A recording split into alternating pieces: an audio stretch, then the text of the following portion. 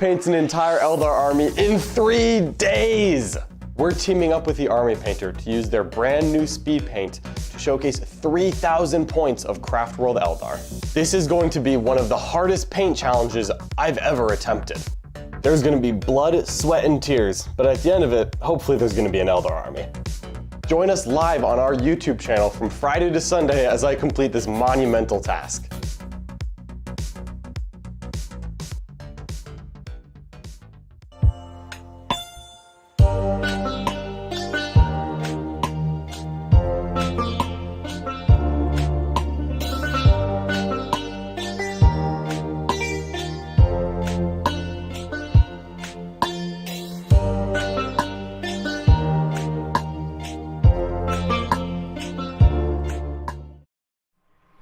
Hello everyone, and welcome back to part 2, day 1 of the awesome Eldar Stream Paint Challenged Army Painter thing.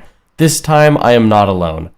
Turned out that solitary confinement was bad for my sanity. I started wanting to talk to Nick, and that is a sign you should see your doctor.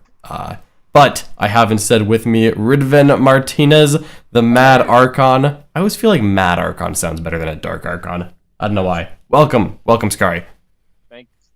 Thank you for having me on. I really appreciate it, John. Oh, I really appreciate you. Hang out, chat. We get to do some Drukari stuff or whatever. It's really fun. I'm actually painting Hellions. That's what I'm doing today. Okay. So you're painting dark elves. I'm painting light elves. All right, it adds up. All right.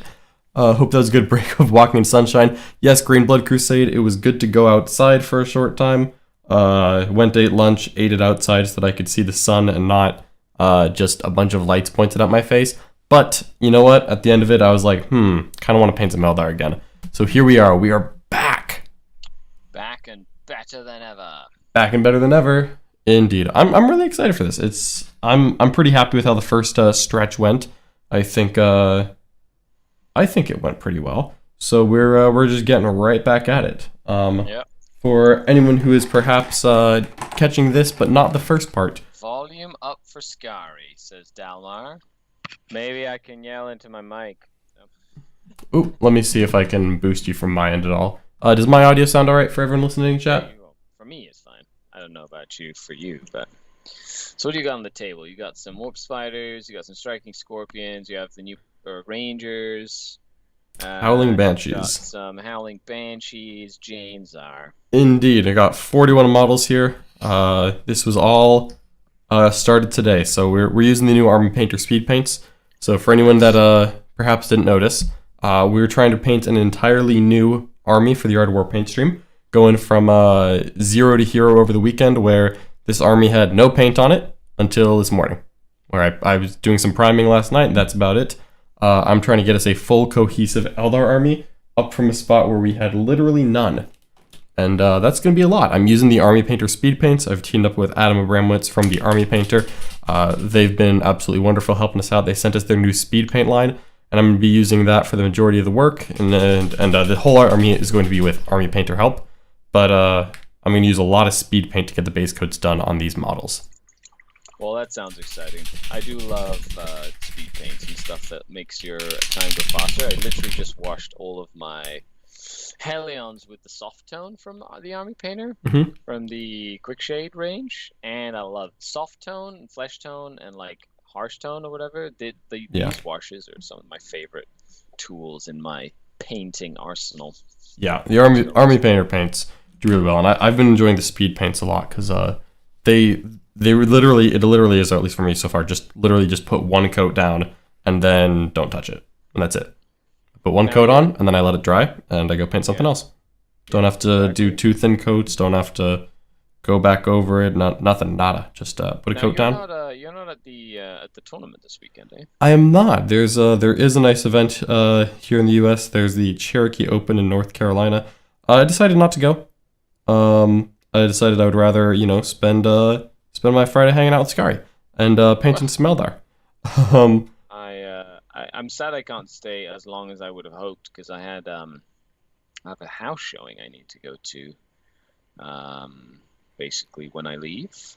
Still very important, and we are still very glad to have you on board. Well, I appreciate it. I actually really enjoy being a part of the Art of War team. I feel like I haven't done as much as I could have over the last couple of years, especially with The big C? pandemic and stuff. Mhm. And being in Canada, I still think you're doing great. We love having Oh, you. thanks. I appreciate it. Mm-hmm. Someone has to be the voice of reason. Indeed, and we all know it's not going to be Brad. Calling out the Brad, eh? Calling out the old man. I figure the odds are low that he manages to turn on his technology, so I can get away with it. There you go. It's fun. I've got one of the other Hellions that I painted originally, and I'm just like copying the paint scheme essentially of my other Hellion unit. Mhm. I've got a tournament I'm going to tomorrow, so I'm really excited about it. Running my new Drukari list. Which, Please. funnily enough, Vanilla, like Anthony and I have developed a list that are relatively similar to each other, and we hadn't even like talked about like what changes we were making to our lists. It's funny. Mm-hmm. Make very, very similar lists. Okay. We've got, a lot of really good aggressive options in Dark Eldar still. It's still a great Yeah. book. Please tell me that the Hellions that you're using the Hellions you're painting are for the tournament tomorrow. 'Cause They are indeed. there's nothing like a last minute hobby into That is legitimately what I'm doing right now. I'm painting a bunch of Hellions just so that I can take them to the tournament tomorrow. It's alright. This Eldar army that I'm painting is supposed to be on our stream on Thursday. So, and again, to be clear, this morning it was primed white. Nice. So you built it all before the whole 3-day challenge? Yeah, it's mostly built. There's still a couple things. Like I need to build swooping hawks, but they're like 2 pieces each. So yeah. I guess you got like some fine cast swooping hawks, eh? yeah. Unfortunately, I'm still waiting on all those Yay, plastic fun. aspect wares. Yay, super fun! It's exciting times. That. Mm-hmm. Tell me a little bit about this list of yours. We actually used Anthony Vanilla's list in the War Room yesterday on our stream game, and he is Nice. currently representing Team Art of War at the Cherokee Open with Jack and Mark. Yeah, exactly. It's nice to have Anthony on the crew, especially with such a great run this season, and like just such a good player all around. Good attitude too. I love somebody with a good attitude. I feel like Skari's like gritting his teeth right now because he used to be like the best Dark Eldar player in Art of War. I mean, he probably still is, but he used to be the only Dark Eldar player on Art of War. And then, they got the new codex, and like suddenly me and Nick and Brad and Richard are all hopping on the Dark Eldar train. And now we've got Anthony, and Skari's like, man, this used to be my shtick. An Archon only gets better when there's good competition, right? That's true, and plus, I'm sure you've enjoyed plotting against your rivals. Exactly. Gotta create some sort of demise for my rivals. Oh, untimely. The untimely demise. The more nefarious, the better. Mm-hmm. It's actually really nice because I love being able to bounce ideas off of like folks who have had like more experience. I might have been the person who's played the faction the longest, but in the last 2 years, like Anthony, Brad, like everybody else who's playing Drukari who went to big events has a hell of a lot more practice with the new meta than I do. You know what I mean? Like, it's just the state of what the world is, And it's good to have people good to have a variety of folks, not just one single perspective, So you need a whole court for the Archon, is what I'm hearing. Exactly. There has to be a whole court, Brad can be the Urgle. Nick is the Slith. He's definitely a Slith. Anthony can be another Archon. He'd be like a Dracon, right? And then I think he's earned the Dracon. Yeah. And then I know Jack could be like a Medusa or something. Mm-hmm. You think good, like Richard or I is the Lamian? You're the Lamian. Thank you. Yeah, you're the Lamian.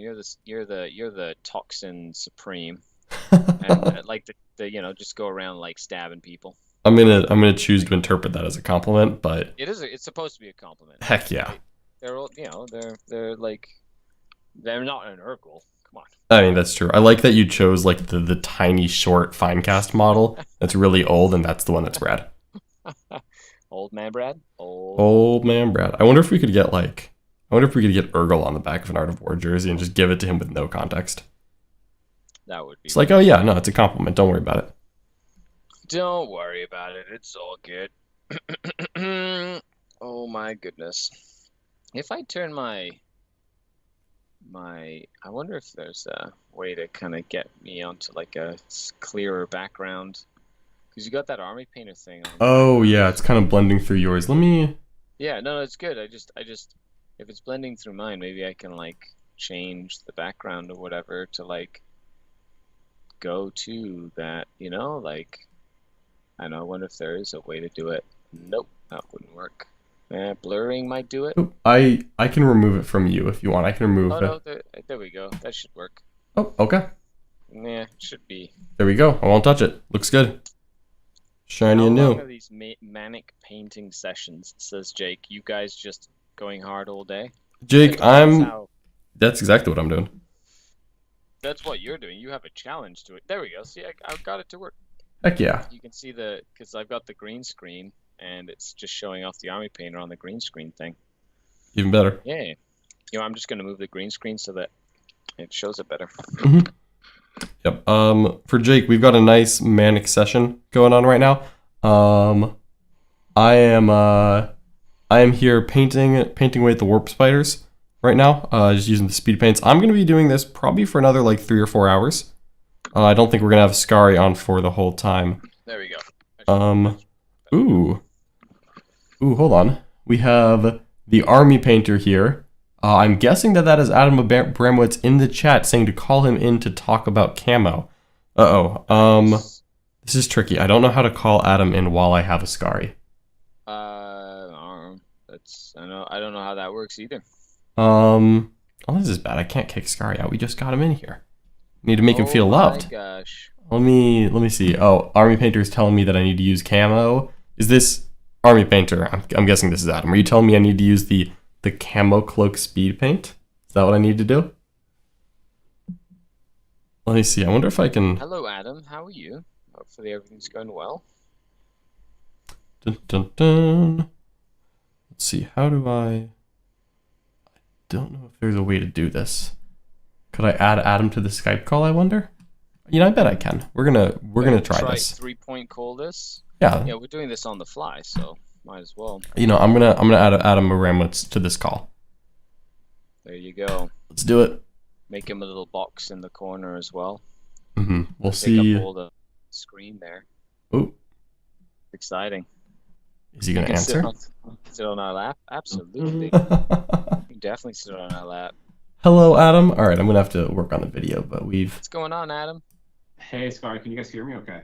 I can hear you fine. I can hear you just fine. John, can you hear me? I have ideas, okay? Because we've been talking and brainstorming camouflage. Uh-huh. Because we're talking camo cloaks for the Rangers and everything like that. Yep. You don't remember, do you? I know, I absolutely do. I'm just trying to adjust a video while I'm learning here. On the fly, trying to make us both fit Yep. into the OBS. I'll just talk while you guys figure that out, and I won't take up too much of your time. And Scar, sorry for interrupting, but also great to see you. Oh, please. Nice to see you as well. It's been too long, my good sir. It has. So one of the ways that you can approach camo on the cloaks of the Rangers and stuff like that is just using speed paint. So you'll do one color, then another color, and just, you know, paint in that color, and then you line up the other ones, and bing, bang, boom. But I had another idea, and I kind of want to try it. I haven't tested it yet. I'll be your guinea pig. Just here. So do you guys remember the Space Marine, Bob, the Space Marine that we were kind of checking out yesterday? I do remember that. Yeah, this is where we're showing off kind of the Zenithal highlight and painting over top. So I did a very rough, I wish I had something here.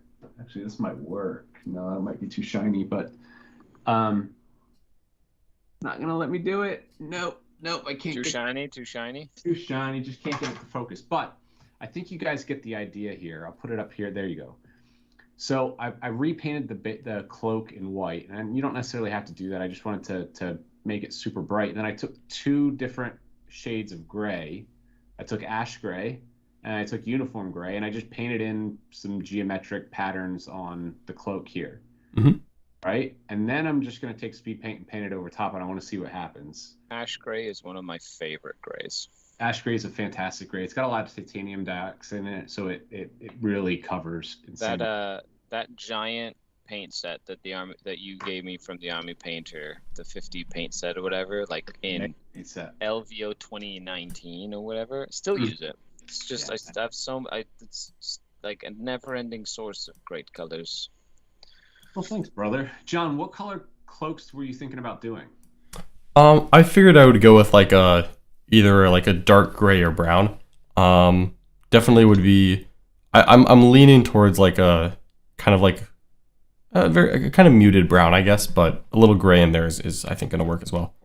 I'm just going to take Gravelord Gray because I'm not going to get crazy into finding different colors for you. Okay. I just wanted to test this for you and for everybody, following in at home. Mm-hmm. So I'm not going to water this down at all. This is Gravelord Gray. This is, it kind of behaves because it's a gray. It does have some gray cover, but it almost behaves like a black wash. It really works into the recesses. Mm-hmm. But I'm going to apply this right over top of that, like, pre-camoed cloak, and just to see what happens and see if some of that work that I kind of laid on underneath shows through. This might be just an easy option for you. Maybe I need to go darker with the colors underneath. We'll see. But how's it been going, guys? I'm sorry I haven't been able to follow all day. I've been a little bit busy. That is a-okay. I think it's going very well right now. I used the speed paints to get a nice base coat on about 40 infantry and Chainsword in the first part today. And then we just started up about 20 minutes ago. Got Mr. Skarian, and I'm starting to go in and do a little more details on just like some secondary and tertiary colors. Like I'm painting the hair on Howling Banshees right now, or I'm about to, I should say. Awesome.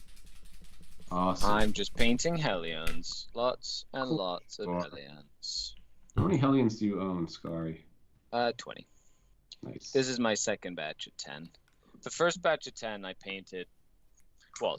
base coated and put basic colors on when the kit was released about 10 years ago. And then I didn't actually touch them again until the pandemic, and then I actually finished them finally after that many years. And now I've got a tournament this weekend, and I was like, I'm going to build 10 more Hellions and paint them for this tournament this weekend. And I submitted a little list with 20 Hellions. And I was like, and that forces me to paint them all now. So now I'm just getting them to their tabletop standard. I'm just now kind of going back and doing a little bit of the detail to make them as pretty as they should be.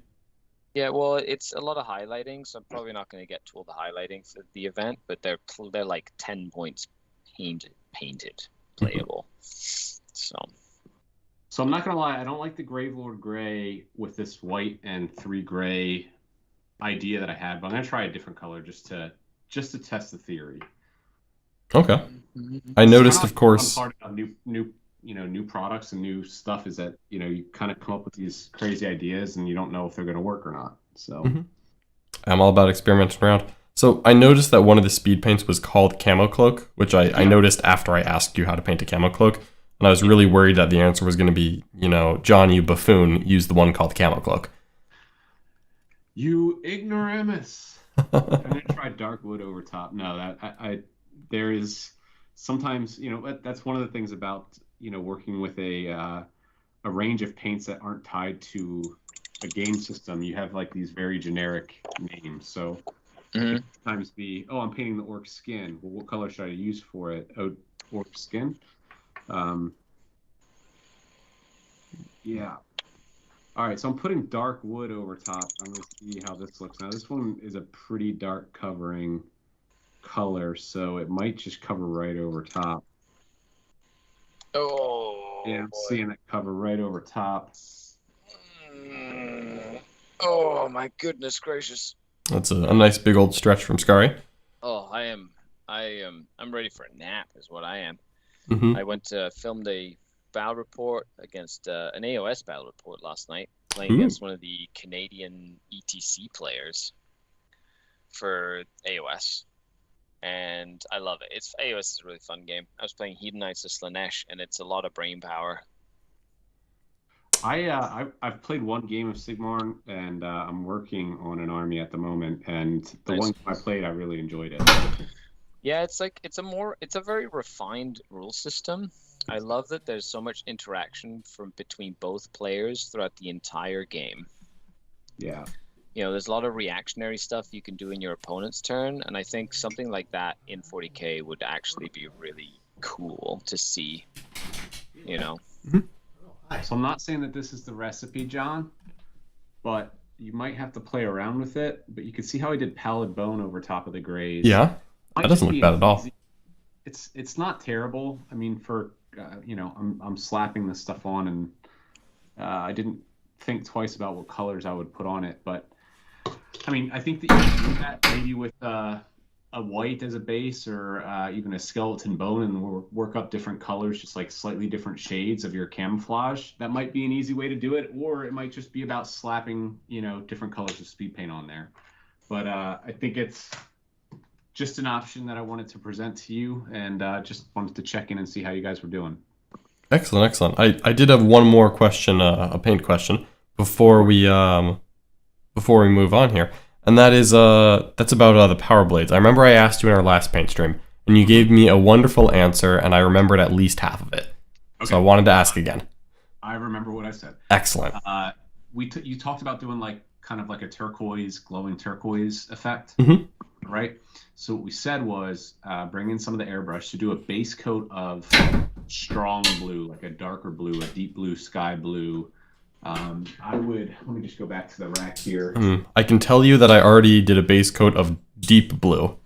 Deep blue. Did you get a nice good coat of it? If not, dark sky would be another option. I did indeed. I did a nice coat of deep blue. Okay. And then I would just hit it with like an airbrush of toxic mist, or even pure white or matte white right in the center of the blade, leaving some of that blue on the outside. And then just once that airbrush is dried, take your plasmatic bolt, where did I put it? I have it somewhere. I beat you there. Take your plasmatic bolt and just paint over a base coat. Okay. I'm going to try it. I'll be using the airbrush off stream. Unfortunately, I do not have it really set up to use on the paint stream. But with thumb activation. Yes, exactly. I see. It's not that I hold it wrong. It's just that I don't know, 7 billion other people don't know how to hold a pencil, and I'm the only one who's uncovered the secret. Okay. Whatever you say, John. That's how that works. Send me a picture of it, please. I would love to see it. Okay. Absolutely, will do. I will. I'll be trying that out probably tonight when we're done with the stream here. Great. Well, sorry for interrupting. Thank you, Scar. I miss you, and good luck, guys. Thank you. Thank you for joining in, Adam. Good to have you. I really appreciate it. Tim Taylor says, Scar, you're the thinnest man I've ever seen. Well, I have to live up to the whole Archon that doesn't eat anything but souls persona. Okay, that's kind of how that works. Yeah, I mean, you've got perhaps wiry, a little bit of the elf complex. Yeah, exactly. All right, there we go. If I'm ever going to cosplay an elf, I need to look the part as well. You know what? I would. All right. Scar, if you're putting together a costume, going to a little Warhammer convention, what are you going for here? What's the move? I have a Harlequin costume, so I would probably just wear that one. You already have a Harlequin costume? I'm jealous. It was a cool thing. I did a cool little challenge, sort of like a Patreon goal back when I started doing content full time. And we hit the goal, and the thing was I would go to a GT dressed as a Harlequin. I played the entire GT in a Harlequin costume. Did you do it in theme, in person? Oh, I went around caressing and Scary. Hershey's kisses? I was doing Harlequin kisses, Harlequin caresses. And for the Harlequin kisses, I gave every little Hershey's kisses. I'd be like, and that was a Harlequin kiss. I am honestly so proud of you. That is beautiful. Yeah, it's actually more like a Death Jester Harlequin. It's like a Halloween costume. It just looks, and I just used it. And then I have I have a husk blade, like a 3D printed husk blade, as well. So okay, that's kind of dope. Really cool. How about that? Yeah, I've always the dark kin on it. I've always wanted to have the disposable income to go get a Space Marine costume. That'd be cool. You have to kind of build it yourself, though. Exactly. It would be some work. I can't just go buy a Space Marine costume, unfortunately. If anybody who is it? Kyle, Geargut's Mech Shop Kyle has like a Black Templar cosplay, like a giant Black Templar suit that he built himself. Yeah. See, that's like hobby goals right there. Yeah, he's worn it 1 or 2 times that I've seen him. See, I'd like to play the event in it, is the thing, and I'd like to just tower over the table and like. That'd be so annoying though. You almost need someone to like move the models for you. 100%. I don't think I could actually do it. Yeah. And I can only imagine So those hard, big gloves. It'd be ridiculously tough to like lean over and kind of do it that way. I think rolling the dice would be the literally impossible part. Yeah. Or you could have like a little dice dispenser in like your wrist or something. Maybe I would just have like Richard dress up as like a servitor and have him do everything for me. And I'd just be like looming over him in the power armor, like, yes, servant. Or Surf. build in like a display with like a dice roller on your chest plate or something. Yeah. Like the Auspex, just beep boop boop. Yeah. There. Yeah, it could be an Auspex. Exactly. You just kind of like do a little tablet and like turn it into a little Auspex thing. Mm-hmm. And it could be your dice roller. And you could just do the calculating. Perfect. This pleases the machine spirit. All right, hello everyone in the chat. Go Imperial Missionary costume for the sisters. If I were going to do a sisters themed costume, I would be the Arco-Flagellant. Just the guy with the, wacky, wavy, inflatable R2 man. Just whipping around the flails. You know, that would actually be a decent enough costume to make. Mm-hmm. It would be challenging, but it'd probably be easier than Space Marine. Yeah. What craft world am I working on?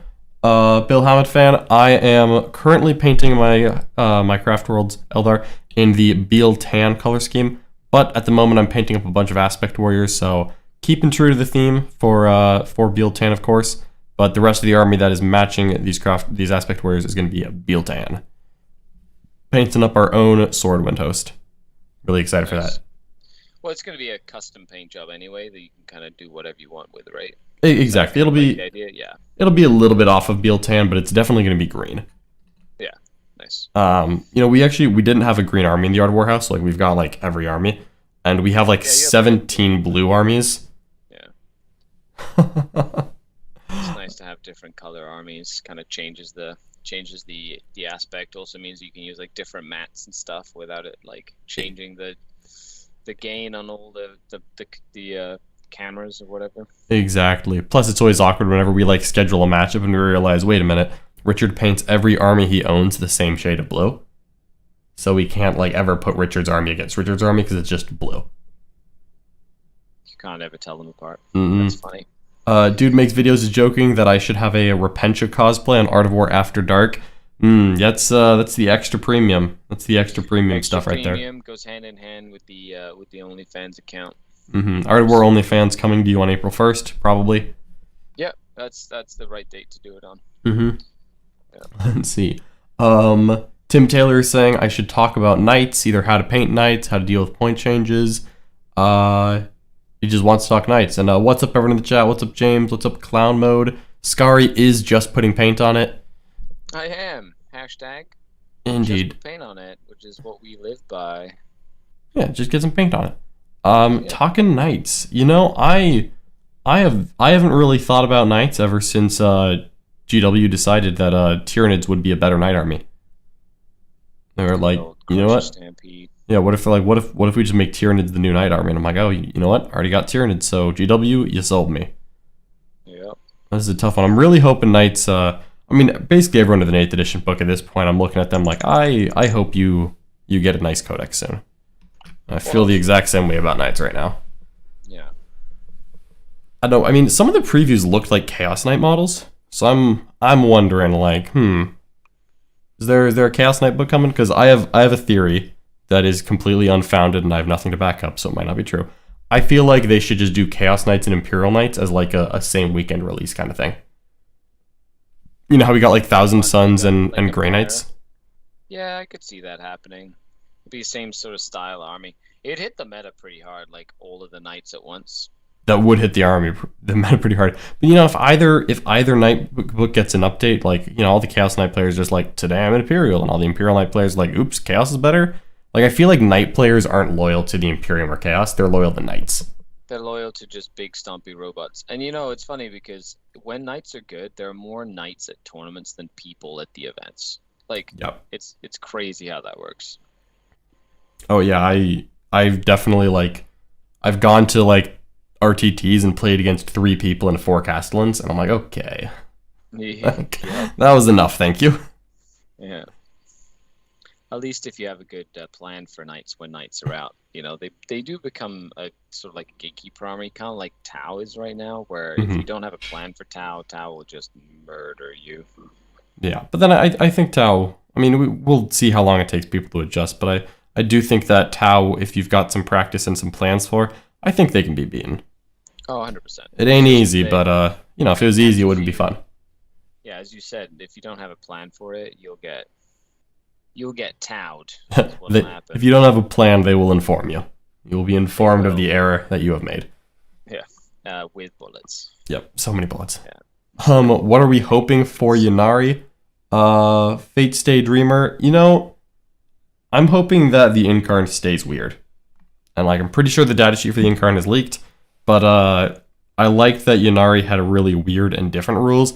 I don't need them to be soul bursty extra action. I'm just really hoping that literally never comes back. But I just hope that they keep unique rules that provide a reason to take them. Because I just don't like it when Ynnari is either blatantly worse craft worlds or blatantly better craft worlds. That's kind of what they've been historically. I want them to just be instead of playing Ally Talk, maybe I could do Ynnari. It's about the same power level. Just got some new interesting tricks and a couple characters. Yeah, I've always when they kind of changed the whole detachment stuff for Ynnari, where you could only have detachments that had the special characters, and then you couldn't mix Craftworld and Drukari Ynnari detachments, and you have to do. I hope that it comes back being an all-encompassing detachment where you can take Craftworld and Drukari and all of the different stuff and make them. I have no idea how it works, so I don't know, but that would be cool if that would be the case. I agree, that would be cool. Yeah, it would be nice to see the mixed. I hope you don't have to have a Ynnari character in each detachment, because when you had to have if you want your Dark Eldar and your Harlequins and your Craft World, you kind of had to take 3 patrols and all 3 Ynnari characters. That always felt a little weird. Yes, it did. We'll see. We'll see. I know Mark Perry really likes his Ynnari. He really enjoyed playing them. So he didn't like playing them when they had Soul Burst, double activations. Then as soon as they nerfed that, Mark is ooh, a bad army? I'm going to make it good. That's what Mark likes to do. Mark likes to take armies that people forget about. Apparently there's GW had this old model range called Chaos Space Marines. Oh, no. Someone told me that they might get re-released eventually. I've never seen them on the table. They might get 2 wounds sometime? Maybe. I mean, Shield Drones got 2 wounds before Chaos Space Marines. Of course. Yeah, well, that just goes without saying. Shield Drones need to be better than Chaos Space Marines. Indeed, they do. But yeah, if there are any weird janky Ynnari rules, I guarantee Mark Perry is going to take a stab at it. It's very much akin to how I feel. Now that everybody's kind of left the Drukari bandwagon, I'm more excited to play Drukari than I have been in 2 years. Yeah. Well, that's good though. That's why this. The bandwagon comes and goes, and our Archon Scar just keeps paddling, keeps innovating. I'm excited for you to bust out the Drukari tournament this weekend. Honestly, is it a GT or an RTT? It's an RTT, but there's almost 30 people at it. So it's a 3-round RTT. There's gonna be 4 undefeateds at the end. Okay. So if I want a podium, I'm gonna have to go for the throat, which will be good practice. Because I tend to play and win, but I might only win by 1 point, but I win, right? Yeah. Go for those conservative low scores that are kind of safe. Correct. And so this will, I'm practicing more for WTC, differential style scoring, which means that as a Drukari player, you're sort of expected to go out and get high points and stop your opponent from scoring. And the list that I built is very much an aggro list. So its worst matchup is probably Tau. But in a team event, you can mitigate that and go, just don't put me against Tau, right? I'll crush everything else. Just don't put me against like airburst fragmentation projectors or night spinners, right? Oh, no, thank you. And as long as you can kind of like circumvent those matchups, the list itself tends to do very well. But it's going to be a good practice for me to try and like not only score big, but like make sure my opponent doesn't score. And that's like my goal for this weekend. Is to like play WTC style at a singles event. Yeah. It's like very much like trying to go for the throat, just to kind of get some practice with that style of gameplay. Yeah, I'm excited for that as well. And I'm actually, since I'll be at WTC for the first time in August, I'm kind of excited to take that approach as well, because I normally go for the same thing as you, where I focus on getting the win. So for me, I don't. Like, if I'm, like, up by 10 points and then I've got bottom of turn and I feel pretty safe, I'll just kind of back up and just, like, win by 5 or 10 points and just say, you know what? This is a good game. But that differential, it really changes how you want to build your list and how you want to play it. And it's going to be a whole mindset change. Yeah, it's a huge difference, because, like, if you take every point you take away from your opponent is like double a point for you, right? It's one less point for the differential and a point that your opponent didn't get. So like it's such an important aspect of the game that a lot of people like. I find a lot of people just in the meta right now, like, or at least in like the ITC tournament circuit, especially in the States. Most people play to just get points, right? And they don't really think too much about denying their opponent points, but the good players like deny their opponent points as much as they score their own points, and that helps shift the math, right? So that it's just easier for you to play. Yeah, that's what I think I would agree with you entirely on that one.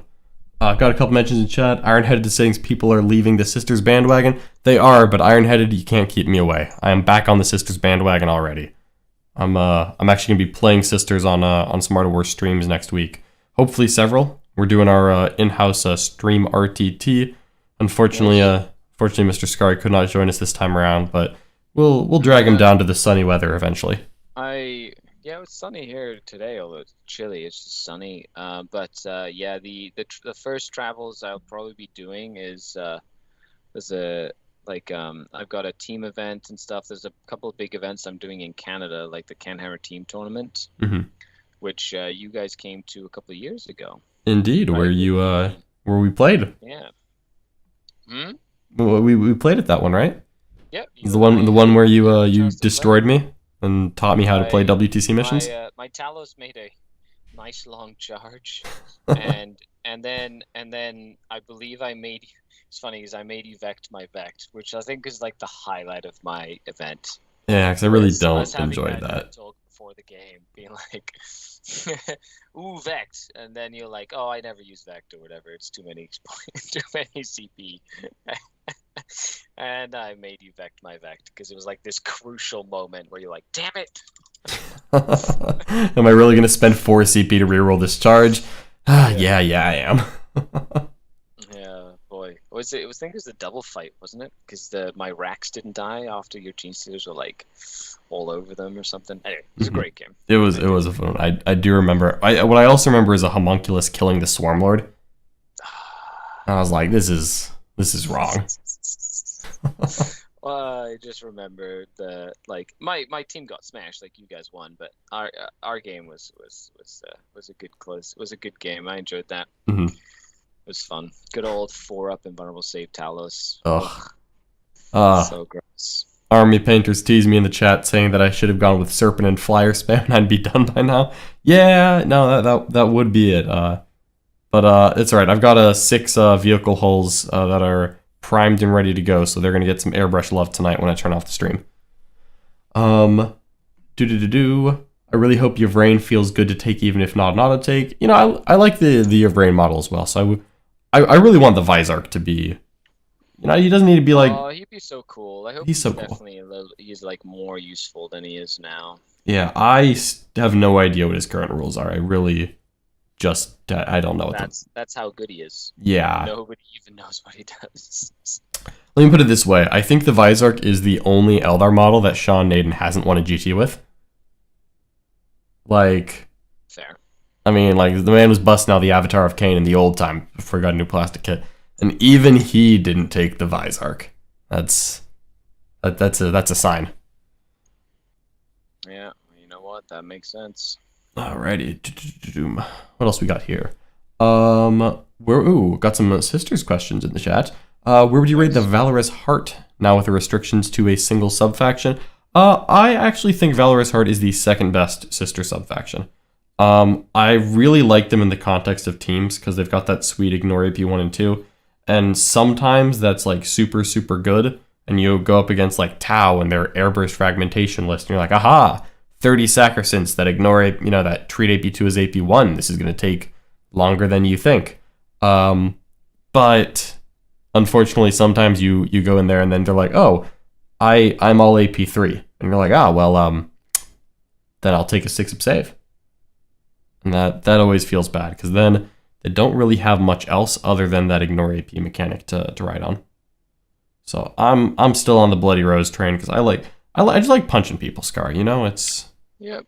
I like armies that charge and I like being good at it and I like it when everyone is decent in combat. You can also make sure that it's like your opponent is dead, and combat has such a huge impact in the game itself. Being able to not only kill your opponent but like take their objective away from them. You know what I mean? Instead of just like clearing them from an objective, you physically take it away. Like there's just so many benefits to it as well. Yep. And the supplement's decent. They've got a couple of cool things. It was no Cult of Strife supplement, but it like gave them a few cool little tools. Yeah. Is Adam about to call me again? What did I do wrong, Adam? What did I do wrong? Another thing to keep note of is... Oh, he's calling it's Sean. really funny. We're playing on a tactical tortoise team event. Mm-hmm. So it's 5-person teams, and one of the players that we played against had a Sisters of Battle army that was 30 Sacrosants, surprise, surprise, and 9 multi-melta Paragons? Paragons. Oh, that makes me happy. I want an excuse to build and paint my Paragons because I definitely spent money on that. Yeah. And it was really hard to pair into because it's like it's a skew list, but it was like actually kind of annoying to kind of plan for because who the heck plays a bunch of Paragons? No one. You know what I mean? Yeah. And like guaranteed when you see that on the other team, you have to like stop and be like, I need to open the sisters book so that I know what's happening.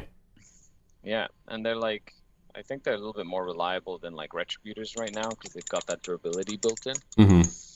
So they're not just like instant dead like a bunch of Retributors. Yeah, I could see it. I'm perhaps when I'm done painting Eldar, if I finish painting Eldar and the Tyranid Codex isn't out yet, maybe I'll like just paint my Paragons and put them on stream just to see what happens. You should. That'd be fun. Yeah, sure. Be cute. Try out something besides just Retributors all the time. Sorry, I'm slowly getting unsold on Retributors. Every time I like write a list, I just have like one less unit. Just one less unit of Retributors every time I write a list. One less. Well, you don't need that very many. You know which one models I do like? I think Flagellants are like some of the best models in that codex. They are, and they're actually really good right now. Yeah, I'm actually a fan of them because they're T4 and 2 wounds. So many dice, just so many dice. Matto is jumping in chat with a $5 super chat. Thank you so much, Matto. We really appreciate you. Matto has a message for you, Scary. Can you tell John that it's okay to keep playing Martyred Lady Sisters? Hashtag John, I need to switch. John. Yeah. John. Scary. It's okay to continue playing Order of Our Martyred Lady Sisters, which, by the way, is my favorite. I love Order of Our Martyred Lady. That mortal wound, like Palatine / Canoness, is the coolest thing. She is pretty cool. All right, you sold me, Matto. We'll give OML one last try. Once more into the breach. Get a lot of miracle dice when I die. Into that breach. The Paragon Nundums cost as much a unit of Retributors and a Rhino. And you have the 1 CP plus 1 to hit because they're Celestians. Yeah, I don't... So what? A unit of Paragons is 240? 240 with the multi-meltas? Like, that's... Yeah, I'm paying 140 right now for a unit of... am I paying 150? A unit of Retributors with all multi-meltas? That might be 150 with a Cherub, I think. Yeah, it's not cheap. And at that point, 90 points for like a huge increase in defense and a huge increase in combat. It's not small. And those Retributors, they don't hit that well. They just hit on 4. So I really could get sold on the Paragons. If I had some time, I would love to paint some up. You have time. This is what you do, buddy. There's nothing but time. Nothing but time? Yeah, Nothing but time. It is tempting. Matto says, I also don't want to think about a third secondary. That is true. One of the downsides of Paragons, or an upside, is that they pretty much immediately become a to the last selection. Yeah, to the last is overrated. Living is for weaklings and lesser races. You just get cloned back after you die. As a Drukari player, I've learned that everything dies. Yep. So everything in my army is expendable. I believe it. Fate's Daydreamer with Valorous Heartless with 30 Saracens, 2 Dominion squads, 40 Battle Sisters, and the 20 girls. That is bold and spicy of you. That is. I've never tried the 20 girl Sisters bricks. I've always gone the minimum 5s. I've just not been brave enough to run those big giant units. I'm just so scared of blast right now. 20 of them just die just as fast as 5 of them do. Yeah, I'm so scared of blast weapons. Like there's like airburst fragmentation projectors or whatever, just getting full shots into them would not enjoy that. Yeah, it's great. You ignore the AP1 and then you take 60 saves. It's like, oh, didn't think that through. Doesn't matter how many. It doesn't matter how much your save is. You're just gonna die.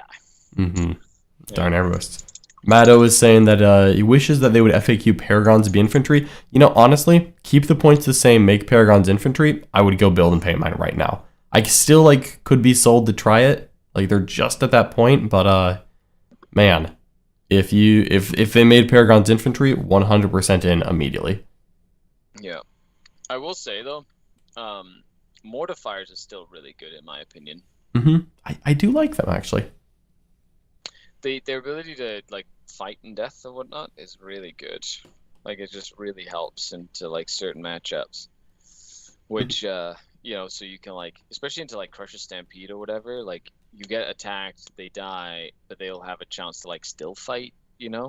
So anything that has that sort of fight and death mechanic, I really do like a lot. Yeah, I think for Mortifiers, it's whenever they die in combat on a 4+, they fight on death. And then for 1 CP, whenever they die on a 4+, they deal D3 mortal wounds. And you get to make both rolls, which is kind of adorable. Well, that's pretty neat. Mm-hmm. I like that a lot. Yeah. So do Repentia, right? Repentia for 2 CP just auto fight on death, with not the mortals. Yeah. Which is, I do like Repentia. Repentia are really, really good too, so. Mm-hmm. It's a bunch of hard choices to make right now with Sisters. There's a lot of things that are pretty good, and it's hard to figure out which one you want to take. No auto takes in Sisters right now, but a lot of good units to consider. And I think that's how most armies should be, honestly. I still like Sisters as a 9th edition codex, as this is what I want every 9th edition codex to be. Yeah. Well, and then of course, in 3 months we'll have a balance update, and then in 3 months from there, we're going to have a new season, right? Mm-hmm. And then, likely new missions and new secondaries. I kind of like that. At the same time, though, it does make it, it's not, you can't just, coast along as much anymore, I guess it's you're not going to stay comfortable for very long in the current sort of way that the game plays. Yeah, that's honestly a fair call. It is weird, how quickly things changes. You've really got to make a lot of shifts. I remember, back in my day, it feels like a couple years or editions ago, you could literally just play the same list for an entire year. You could just basically play the same thing. Yeah, competitively speaking. Now there's just a shift. There's so much shifting all the time. Mm-hmm. It's a lot to stay on top of it. Yeah. it's a lot of work, you know. That's why you have folks like, you know, the Art of War team that Ooh, you know, stay on top of this stuff for you. Scary, are you implying that you could keep on top of all of these changes in the war room, where Hell people no. like you talk about the meta every Monday? Yes, you can. Oh, But you can definitely, like, not only do we talk about the meta, but we do like clinics on all of the factions in the war room and talk about stuff.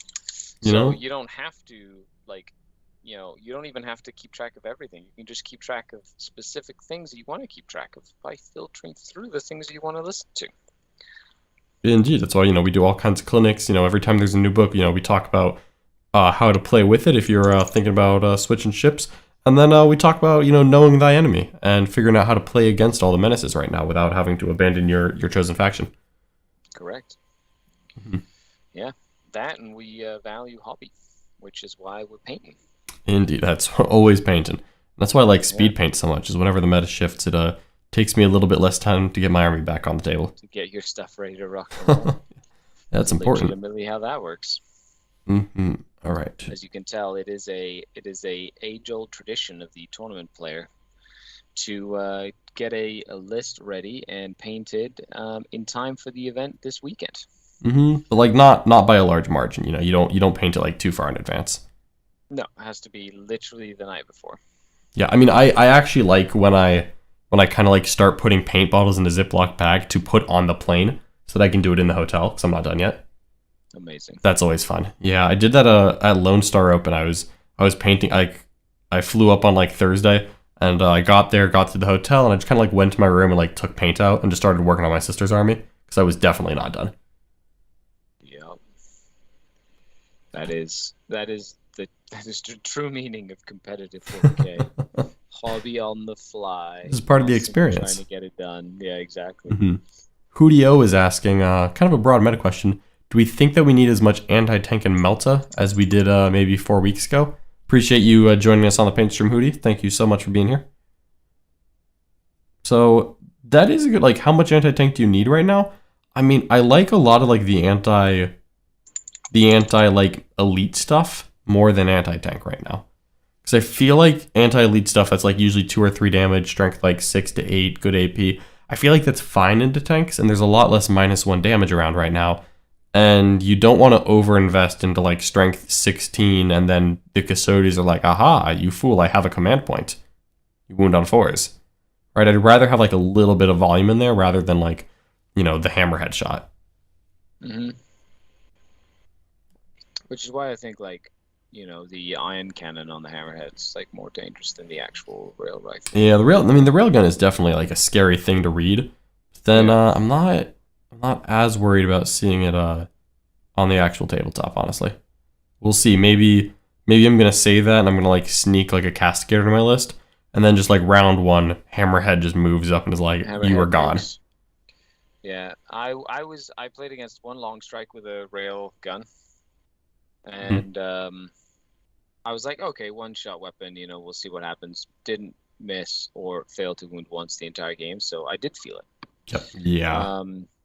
And then he decided to overwatch my succubus to death.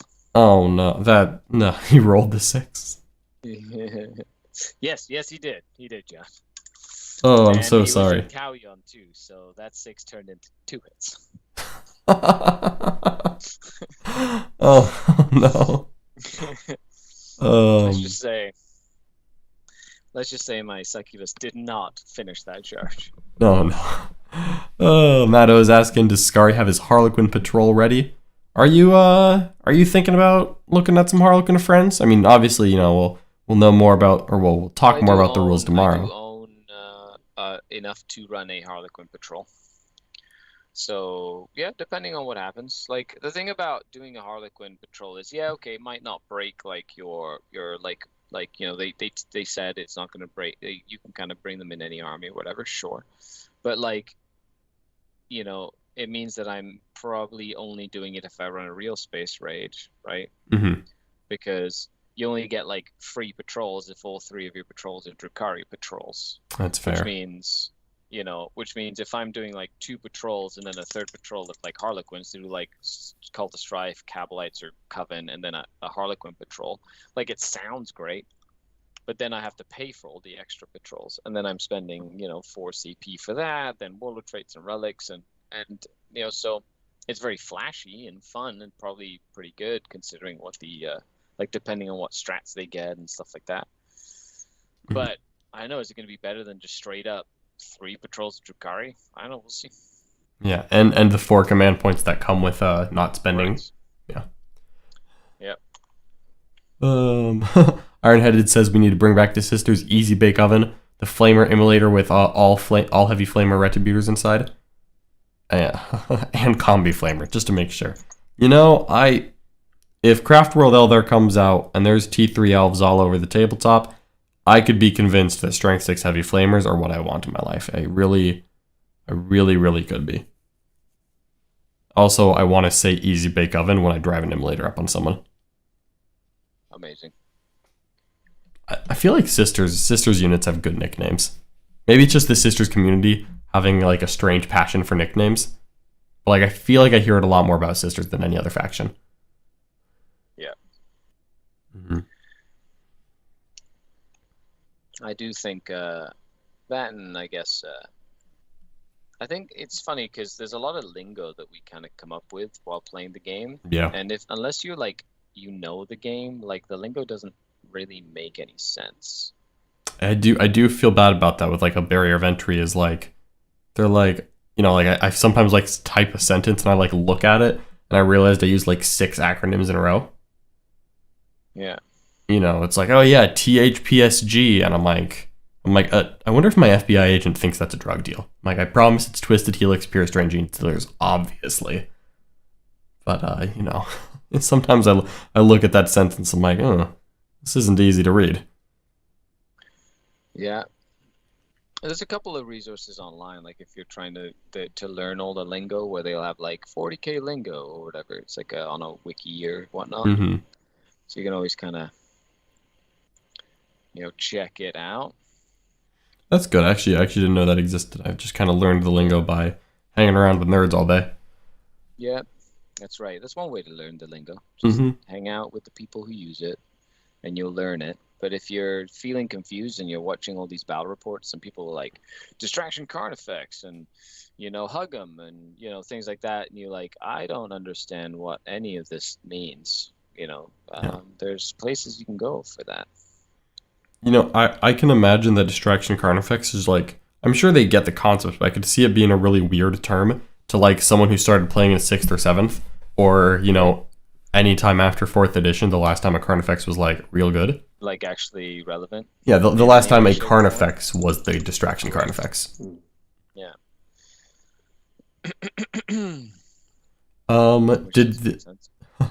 Matt O is asking, did the Fist Relic Tau Commander ever get a good nickname? I think Shasso Falcon Punch is what I like the most.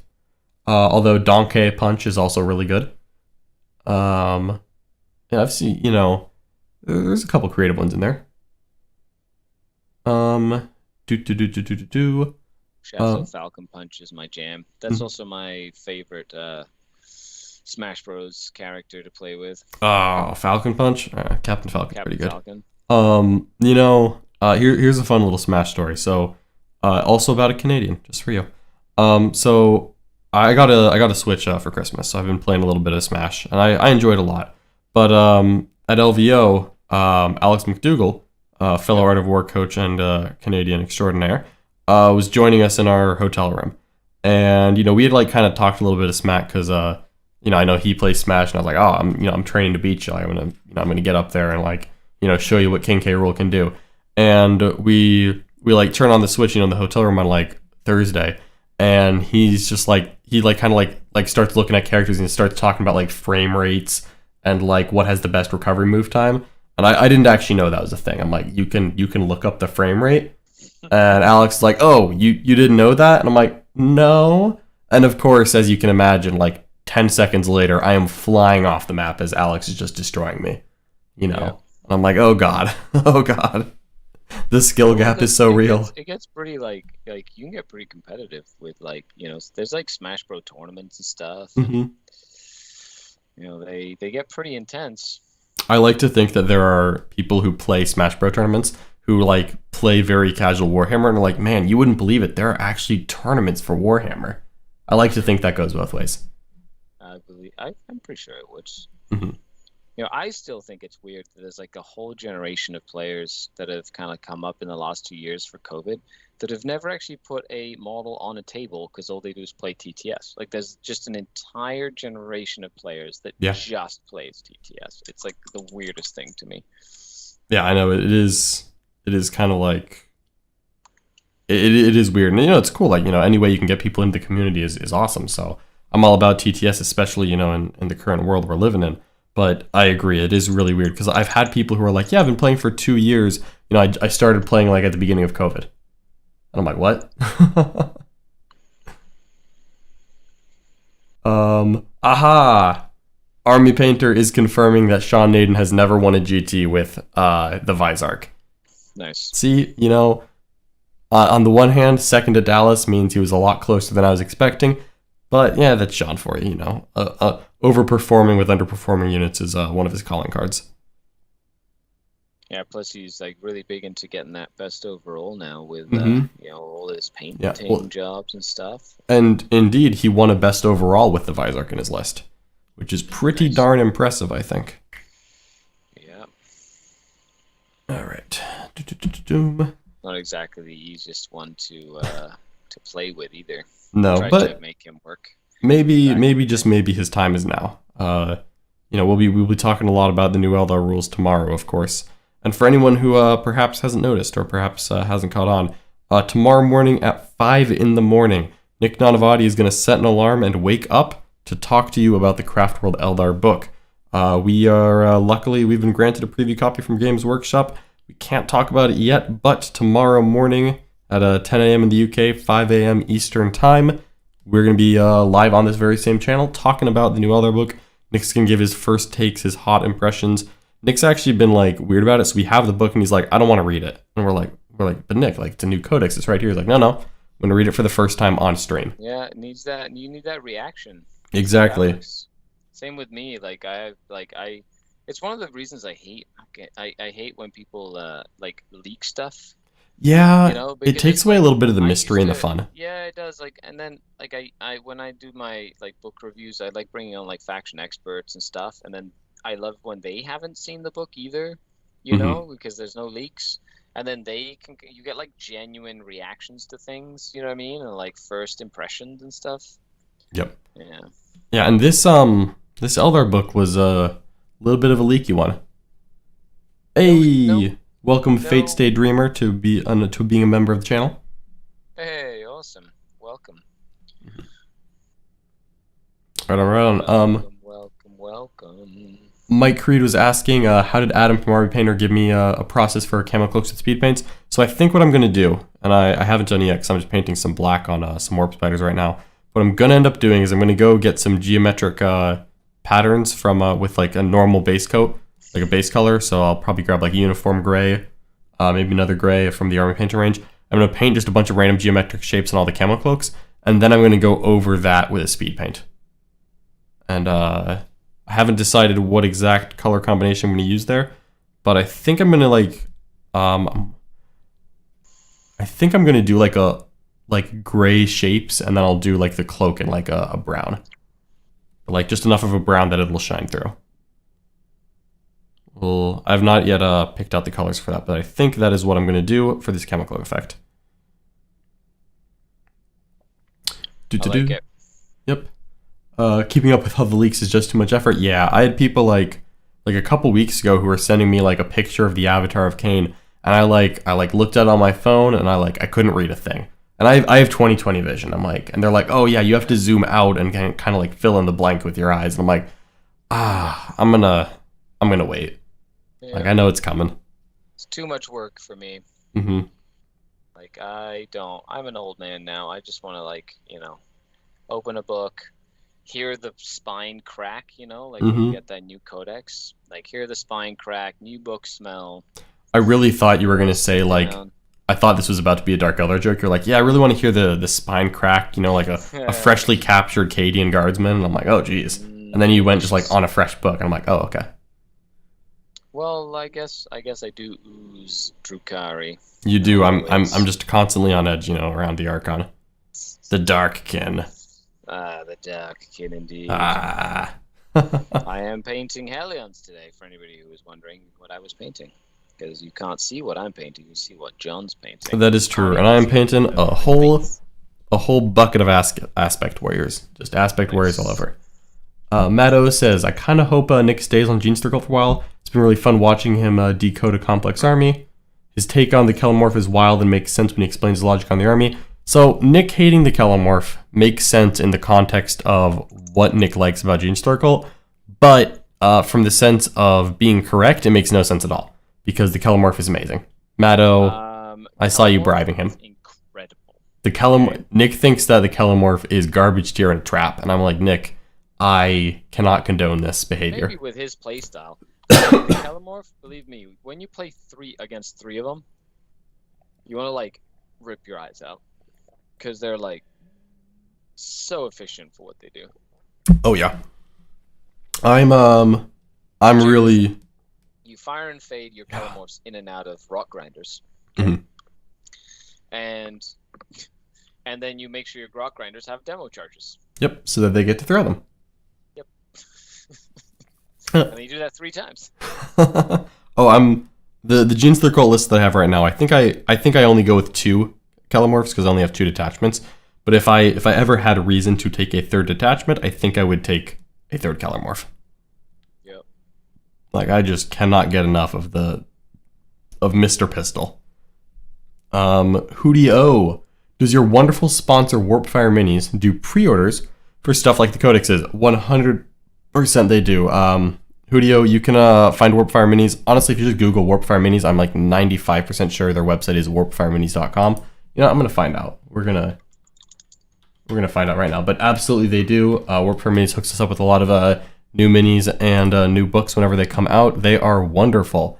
Yep, they do in fact have pre-orders on their website right now. As a matter of fact, I can see that I could currently pre-order the Imperial Fist Fafnir Rand, the Horus Heresy character. Nice. Literally just warpfireminis.com. They do take pre-orders. And they're the best. And yeah, I also I do really hope Nick stays on Genestealer Cult because Nick is a mercurial creature, but he does very well when he's passionate about an army. Yep. And you know, if he's not feeling an army, So by Genestealer Cult, you mean Last Minute White Scar? Last Minute White Scars. See, that's my Last Minute White Scars is my favorite personally. Love me some Last Minute White Scars. Brad for taking Last Minute Crusher. I don't know. You're not going to tease me for taking Last Minute Custodes? You know, you've changed lists more frequently than so it's like it's on brand almost. Like you have your big 3 or 4 that you play. You've done Iron Hands before, so like it's not too far gone. Yeah. If anything, but everybody, what is it like? Yes, we won best team, right? Which is great, and then most of our team was like last minute switch faction. Go to LVO. I was like, okay. Yep. Yeah, I think almost all of us changed. And Siege was like, no, I'm going with what I know. Yep. Oh, I definitely should have brought my good old Tyranids, but that's okay. Turns out Custodes not actually bad. Who'd have thought? Yeah, was it? If you take away Mira and the town matchup, I think they're sitting at like 80% win rate or something silly. Yeah, it's a number I'm not entirely comfortable with. Yeah. Just like, oh boy. 'Tis cray. It's alright. I just, you know what? We've got to, at the very least, we know what the balance update schedule is at this point. And that's actually kind of refreshing. Very, very true. Matto's talking about the comparison between the Kelomorph and the Galactopus. Absolutely, that was a fun moment on one of our streams recently. The Kelomorph, so much better than the Galactopus, 100%. The Galactopus, though, can surprise you if you're not careful, especially if you're an elf. That's... That Galactopus murders toughness 3 Eldar really fast. Oh yeah, because he's like strength 6 AP1, right? He's that auto hitting on 2s and stuff. It's like, I don't care how many negative modifiers you have. Mandrakes, I'm gonna murder all of you. Okay. Ooh, spooky indeed. Yeah. Then he still hits on 2s against Overwatch and stuff, which is like, it's actually really annoying. Oh yeah, because Eldar that like actually do something. Yeah. Ugh. Exactly. Like every time I play into a Calamorph, it's like really annoying. I just like moving around to them. Let's see. Oh man, these fine cast models are just like actually getting up close on the details. Like almost makes me sad. I'm like, oh, this could be such a cool sculpt if they redid it in plastic. It could be so good. Yeah, definitely. Looking forward to Nick and the team's take on Banshees versus Scorpions. Jeremy, you know what? I like them both. Are we gonna do a tier list? What's that? Are we gonna do a tier list for all the like the different aspect warriors? I think we should. I think an aspect warrior tier list would be pretty fun. I'm of the opinion that Scorpions are the best, not because of the rules, but because they have chainswords, and everyone knows that the best way to combat the Dark Eldar menace is more chainswords. More chainswords. You know, I had a conversation with that again not too long ago, and I still think like literally, you know, you don't need to spend what the whole point of that chainsword comment was to underline the fact that you don't need to spend a lot of points on crazy upgrades to kill Dark Eldar. Mhm. Like an interrupting unit of intercessors with like their basic weapons will kill a unit of incubi. Like they'll just punch a unit of incubi to death. Yeah, 100%. You know, so, and that's kind of like was the whole point of that comment. Mm-hmm. Yeah, I loved how wildly that one got spun though on Reddit. That was pretty fun to watch. More chainswords. More chainswords. Mm-hmm. I mean, Exactly. honestly though, I think you were right. Like, you know, when I was trying to build my anti-Dark Eldar army, I realized that the way I was going to handle dealing with Eldar in close combat was by taking no combat units at all, and then taking shooting units and combat buff characters. And I was just like, I'm just going to take normal intercessors with bolt guns, and I'm going to give them reroll the hits and +1 attack, and I'm going to take all guns. And every gun unit, I'm just going to give them reroll hits and +1 attack from an aura. Yeah, you do that, and then all you have to do is like storm bolters. Yeah. Right. Yeah, stormbolters, auto bolt rifles, like autocannons, heavy stubbers, Volkites, just spamming that stuff. Yep. And it's funny because I know I'm right.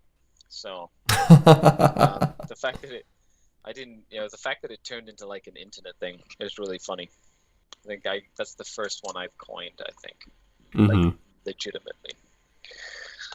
I really like to imagine that Skari has like a needlepoint embroidery like thing framed on his wall, you know, very like millennial like bathroom decoration that just is like a couple of flowers and then bring more chainswords and autocannons like embroidered on the wall.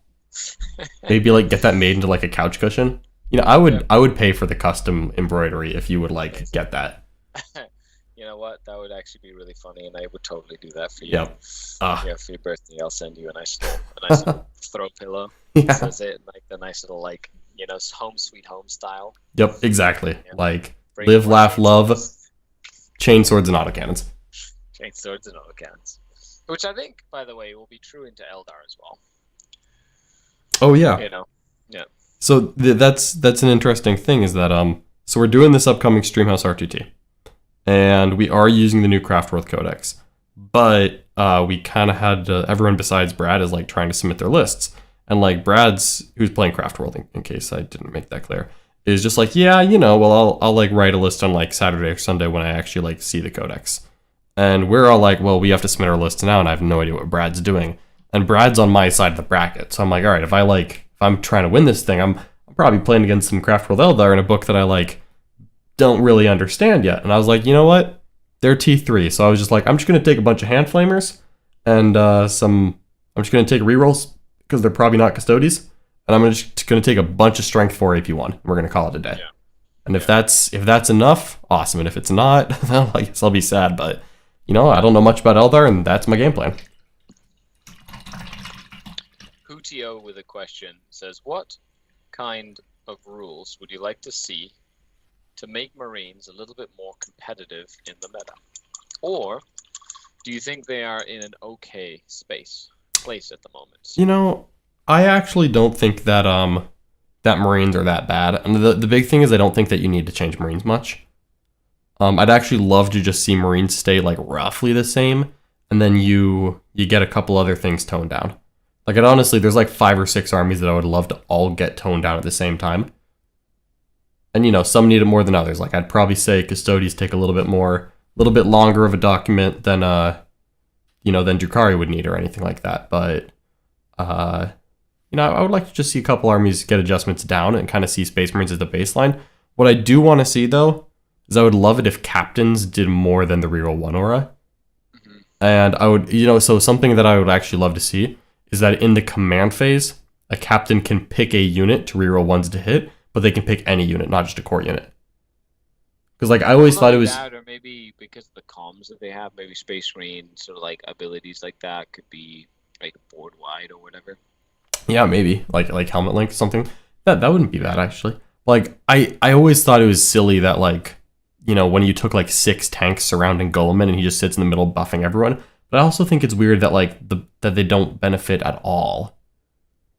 Like, I wouldn't mind if, like, core units got reroll 1s to hit, and then, like, non-core units get reroll 1 hit roll. Which is funny because, like, Space Marines, they can score points. They just have, like, some bad, like, they just have some terrible matchups into the meta, right? Yeah, a lot of the damage output just kills Marines a little too quickly. Right, exactly. So they kind of die very quickly, which I feel is very much where Custodes were before their new book, and they tweaked Custodes just a little bit, and they went crazy effective, right? Yep. With, like, when you look at it, it was like there were less changes to the Custodes book than, say, to, like, the Genestealer Cult book or the Tau book. Yeah, 100%. And I think that's why people thought that Custodes weren't going to be a big deal when they read the book. Like, when I read the book, I was like, oh, that's cool. And I was like, all right, let me look at Genestealer Cult now. Yeah. And, lo and behold, Custodes. Yep. Custodes going around murdering stuff. Mm-hmm. Yeah, well, Green Blood Crusade, I don't think that Marines are bad, because, like, Marines' current rules are the same, but they were, like, 12 months ago. And 12 months ago, I thought Marines were a very good army. Like, I would have said that they were really good 12 months ago. And I don't think that you need to, like, I think you just, like, take all the armies released in the last 12 months and you put them at about the same power level whereas Space Marines were a year ago. Yeah. They haven't really gotten much nerf since then. I mean, a little bit of points here and there. I would probably go revert the points increases that Marines just got, because that just feels a little cruel and unusual. Yeah, I don't think they need, like, too big of a change either. Yeah. I think they could probably use, like, a little love here and there. Like, I think some, like, the Primaris vehicles could still afford to go down another 5 or 10 points. Mm-hmm. Like the Gladiator. I don't think anyone would be mad if the... that'll kind of solve all of the issues. Maybe, yeah. Yeah, or just even it out across the board. Yeah, just an extra attack for free across the table for no reason. I mean, what's one more plus 1 attack, right? Yeah, it's one more for good measure. Just bring more Flamers. I miss when Flamers could ignore cover, and now it feels like everything besides Flamers ignores cover. Was it 7th edition that Flamers just, like, automatically ignored cover? Flamers have always ignored cover in almost every edition of the game. Was 8th edition when they stopped doing that? Yeah. Okay. It was like, that was the chain. They auto-hit. Yeah. They did ignore the benefits of cover, which didn't make any sense to anybody back then. Still doesn't make any sense now. Mm-hmm. Big gout of liquid flame, Yeah, sure. Hide behind a rock. Good job. I'm standing in front of a wall, so it goes behind me. Yeah, exactly. Whereas before, it was just like, no cover, because it's a flamer. Mm-hmm.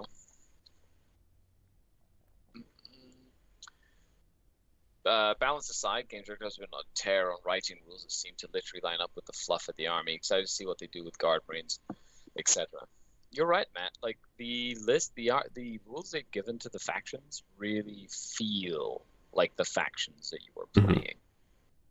I agree. I think literally every single 9th edition book is able to play the play style of like what you would instinctively imagine for the army very well. Mhm. Everything has felt good, and I appreciate that. And even when some armies have gotten toned down, like I feel like Drukari got toned down, but they still play like Drukari should feel. Yeah. You know? Flamers should get extra rend if they're in heavy cover. Yeah, or just like ignore cover, right? Like just ignore the benefits of cover when you have a flamer like gouting flame at you or something. Yeah, you would think that would be a that downside, right? good. Yeah. Of course, there's some like they've kind of fit that in some ways with like mortal wounds when you shoot and stuff like that, which isn't very widespread. But there's a couple of like specific factions that can do it, and then with flamers it works really well. Like if you're playing in Europe, not in like the ITC, the Death Watch, The Army of Renown?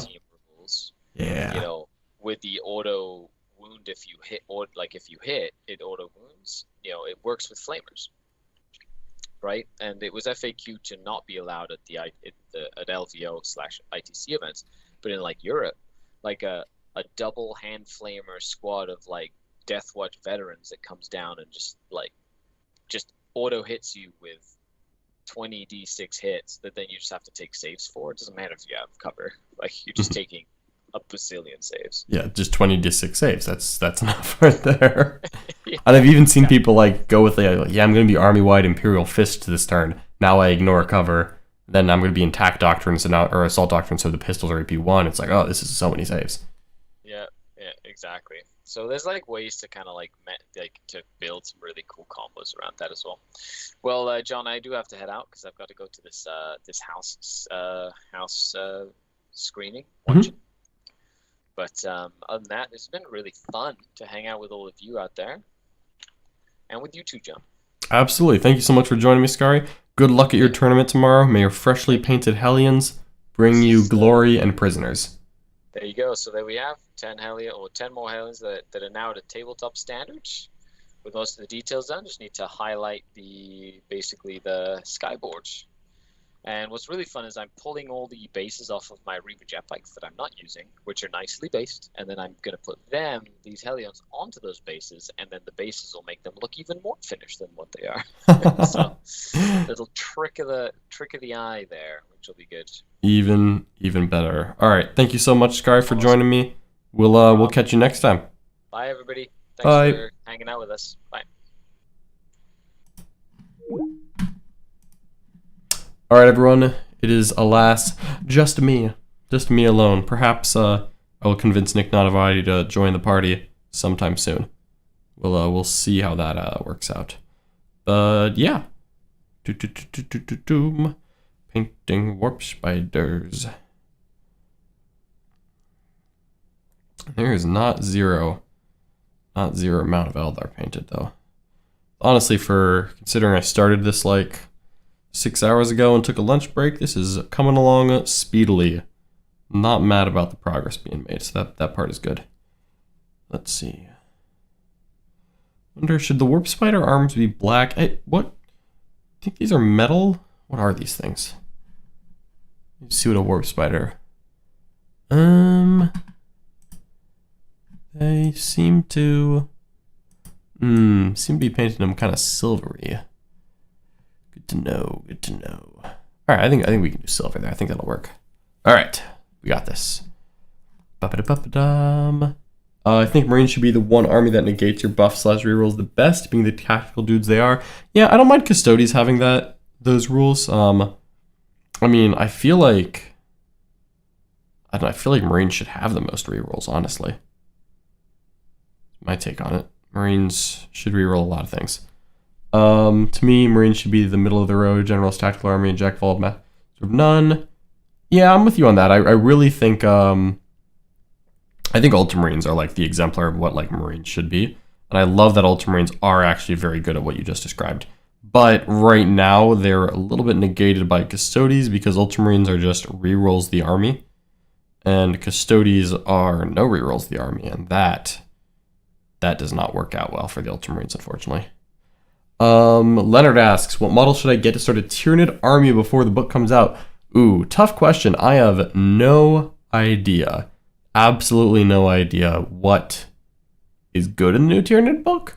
Get a little bit of everything, like a Tyrant, a Hive Tyrant, magnetized, not even flying, he could be walking, is almost certainly a good thing to own. They've been making like the iconic HQ choice of each faction like actually takeable in every book.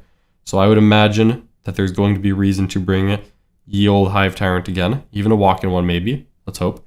Get some Gaunts, get some Genestealers. Pure Strain's got a really good facelift in the Genestealer Cult codex, so I'm really hoping that Tyranid Genestealers get some similar love. I'd be surprised if they didn't update the stats very in line with Pure Strains. I'd imagine they're going to end up in a similar role, but, you know, Pure Strains are really good. So I would not be shocked at all if you know, you just ended up being the same thing but better with Tyranid Genestealers. Because they're the OG Genestealers. 1, 2, 3. Eldar are front-loaded specific damage but crumble from a bit of damage when you get to them. Yeah, no, you can, if you can get your hands on Eldar, you can kill them for sure. So I'm hoping Craft will keep that as part of their identity. You know the Tyrant is going to be good. So many factions that should play differently. Hard to balance all that without making any two feel the same. Yeah, that is a tricky thing, is making sure that the factions don't just feel like they're doing the same thing but better / worse. You know, you don't want Death Guard and Custodes to play the same. They should have very different identities. And I think with Death Guard having so many mortals while Custodes have literally none, you can get away with them both being elite, you know, tanky armies. But then they're tanky in very different ways, you know. Custodes have like all these like tricks and stratagems where Death Guard are just innately base profile. Pretty darn tough.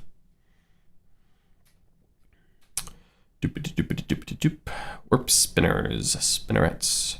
Little guns that you put on the dude. Tyrant Guard have been awful forever at this point, so there's a decent chance they're amazing. Oh boy, Matto, I really hope you're right. I love Tyrant Guard. I don't think that they're good. I don't think they've ever, I literally cannot think of them ever being good. Ever. So you know what, you're right. If GW buffs the bad units, then Tyrant Guard are about to be OP. Because I have been playing Tyranids for 14 years now, and I don't remember Tyrant Guard ever being anything other than passable. Like, passable was like the best they've ever been at any point. Like, definitely not good. Good, it's been a long time. Whichever big bug you think is cool and want to flesh out your scheme on, 100%, whichever big bug you think is cool is the best one to get. I myself do not have a painted Toxicrene. So I don't know if they're going to be good or not, but I'm going to buy and paint a Toxicrene and maybe a Haruspex too. I don't have any of those before that Tyranid Codex, just in case. Hopefully, hopefully we'll find out, because I would love a reason to use a Toxicrene, but also like the model is like impossible to use. Like we're just looking at that base and the big arms. It is not feasible to put a Toxicrene on a table ever. So maybe we're gonna wait on GW to fix some things, and then it'll be time. Since Marines are the baseline of the game, they would always be kind of balanced if they could negate spikes from other new armies, like counter, stratagem, or rerolls, was my thought process. Maybe? I don't know, that's an interesting thought. Chris Winter says the bodyguard rule on Tyrant Guard is going to happen. That I genuinely hope doesn't happen. That'd be good, by the way. I would absolutely love for that to be true, Chris Winters, as a Tyranid player, but like, balance of the game, I feel like we're at the point where bodyguard needs to be toned down. I feel like we've used it, we've abused it, and it should be taken away from us because we've been abusing our toys. Just not a big fan of bodyguard right now. Like, I abused it with sisters, sure, and it was probably too good then, and like I abused it in every list I can because literally any time I play an army, I check to see if it has bodyguard, and if it has bodyguard, I take that unit. So maybe that's a sign that bodyguard is too good. Just maybe. And Tau are a big abuser of bodyguard. I really think it's a little bit too good in that instance. We'll see what happens, right? You know, I've got my opinions. Maybe they'll find out more ways to shut off bodyguard, but right now I just feel like bodyguard is a little too reliable. When you can just be like, yeah, the one unit's behind a wall, and now you can't shoot these 4 characters that are somehow 12 inches away from the bodyguards and are shooting you. Are the flyers in the Codex good?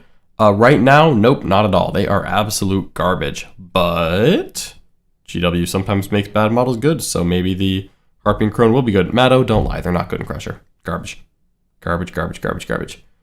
Bodyguard, Talk, Cries, and Sisters. Yeah, you know, I hope Sisters, if Bodyguard gets nerfed, I hope that they get other appropriate buffs, because that is a lot of Sisters' strength right now, is their ability to abuse Bodyguard. But again, you know, I don't like abusing one rule as like carrying a faction. That means the army doesn't have a lot of depth, and it's not as easy to react with the army. So I'd rather Sisters get a deeper, more reactive book that doesn't rely on Bodyguard. Now, that's actually not true. I think Sisters have a great book right now. I just think that some of the points costs got a little out of hand for Sisters of Battle. And Paragons should be infantry. Everyone's right on that one. Bodyguard test, I don't know. I feel like bodyguards should be reliable at what they do, but maybe it's a pass-off wound instead of a auto campy shot. That would make more sense. The bodyguards jump in front of the bullets. They don't literally stop people from firing. Something different than what we've got. I don't know what it would be, but something different than what we've got is probably what we need. These warp spiders, they're little death spinner things. These guys are weird. Boop-de-doo. Alrighty. Where are we at? Paint. This is a ton of Eldar. It really, really is. This is it. Tell you what though, these speed paints are making life a lot easier. I cannot deny it in the slightest. Speed paints are making this a lot faster than it would be otherwise, so I'm grateful for that. So far, though, the batch painting on the speed paints has meant I've not had any of the problems that I've heard about with reactive paints. So far, that has not proven to be an issue at all. It's just been, yeah. So far, it has not been a problem. Can I get a quick recap of what you're looking at? Capped KO41. Yes, I am painting an entire Eldar army this weekend. Started this morning, and I'm going to be continuing through tomorrow and Sunday.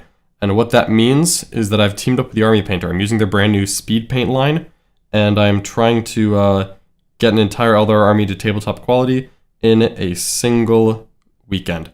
So this is the first day. I've got about 40 Eldar infantry on the paint station right now, and I've been using their speed paints to get some base colors on them. So far, the process is going pretty well. Right now, I'm putting some black on some warp spiders, but the speed paints have been going wonderfully. They are very quick to apply because I only have to do a single coat, and they dry pretty smooth, so I haven't had to go back and apply over it yet. As long as I don't miss a spot, it's good to go. Bodyguard unit should need line of sight to its protected unit. Agreed with that. I fully agree that whatever they're protecting, they should be able to see. And there shouldn't be any obscuring terrain in the way, because that's a big annoying thing. Maybe it should just be that they can't target the character if the bodyguard unit is an eligible target. That would be a thing. But like if the character is standing in front of the bodyguards, it's like you're not really doing a great job, right? At least that's what I think. I think if you're standing behind your ward, your charge, then you're not bodyguarding very well, or at least maybe you didn't read the manual. Right, it's another Warp Spider Exarch now with the black done. Going down the line. Oh boy. Will you be playing this army at any event soon? Is it more of a fun thing? Well, this is more for a work thing. This is the Art of War. This is going to be the Art of War stream army. So we're going to have it on our streams probably quite often. We'll see how the new Eldar book looks, who wants to play it, how they end up on the table. But I could see myself playing Eldar at an event.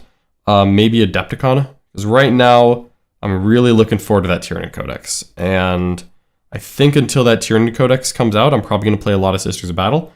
But I may, just maybe, play some Craft World Eldar at events as well. Yeah, we'll see. I definitely have not made any decisions. That's going to hinge a lot on how the book actually is on the table. But if you are curious, perhaps you want to know what is in the Eldar Codex. Unfortunately, I cannot tell you, but I can tell you when I can tell you. And that is tomorrow at 5 a.m. Nick Nanavati is going to be live on this very same channel with a review of the Craft World Eldar book. We have it in hand. It is in a room like 12 feet away from me. But we're going to be talking about it a lot tomorrow.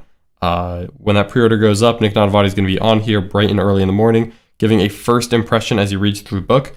He hasn't been reading it. He's been saving himself so that you can get his live reactions on camera as he first reads the Eldar book. There's a lot to go over there. Lead to some weird self-line of sight blocking, though. Yeah, I don't know. If they're going to fix bodyguard, they're going to have to think and play test through the changes. So hopefully they're doing that. We'll see what ends up happening with bodyguards, but I think we all agree bodyguard as it stands is a little bit weird. It's a little bit wonky, and I think it could be improved. So hopefully some people look at how to do that. That'd be really nice, I think. I'm sick of it. And I use it myself, but it's just like every time I play and I like open a book and I'm like, okay, what are my bodyguard units? Because I have to take that because it's really good. It's a little boring. So I'd be very okay with changing things up. Excellent. Yeah, I hear rumblings of the house. Richard Siegler's walking around, but I don't see him. I don't know what he's doing. Speed paint versus contrast, what are your thoughts? I saw the speed paint at LVO, but I haven't seen it used firsthand other than YouTube videos.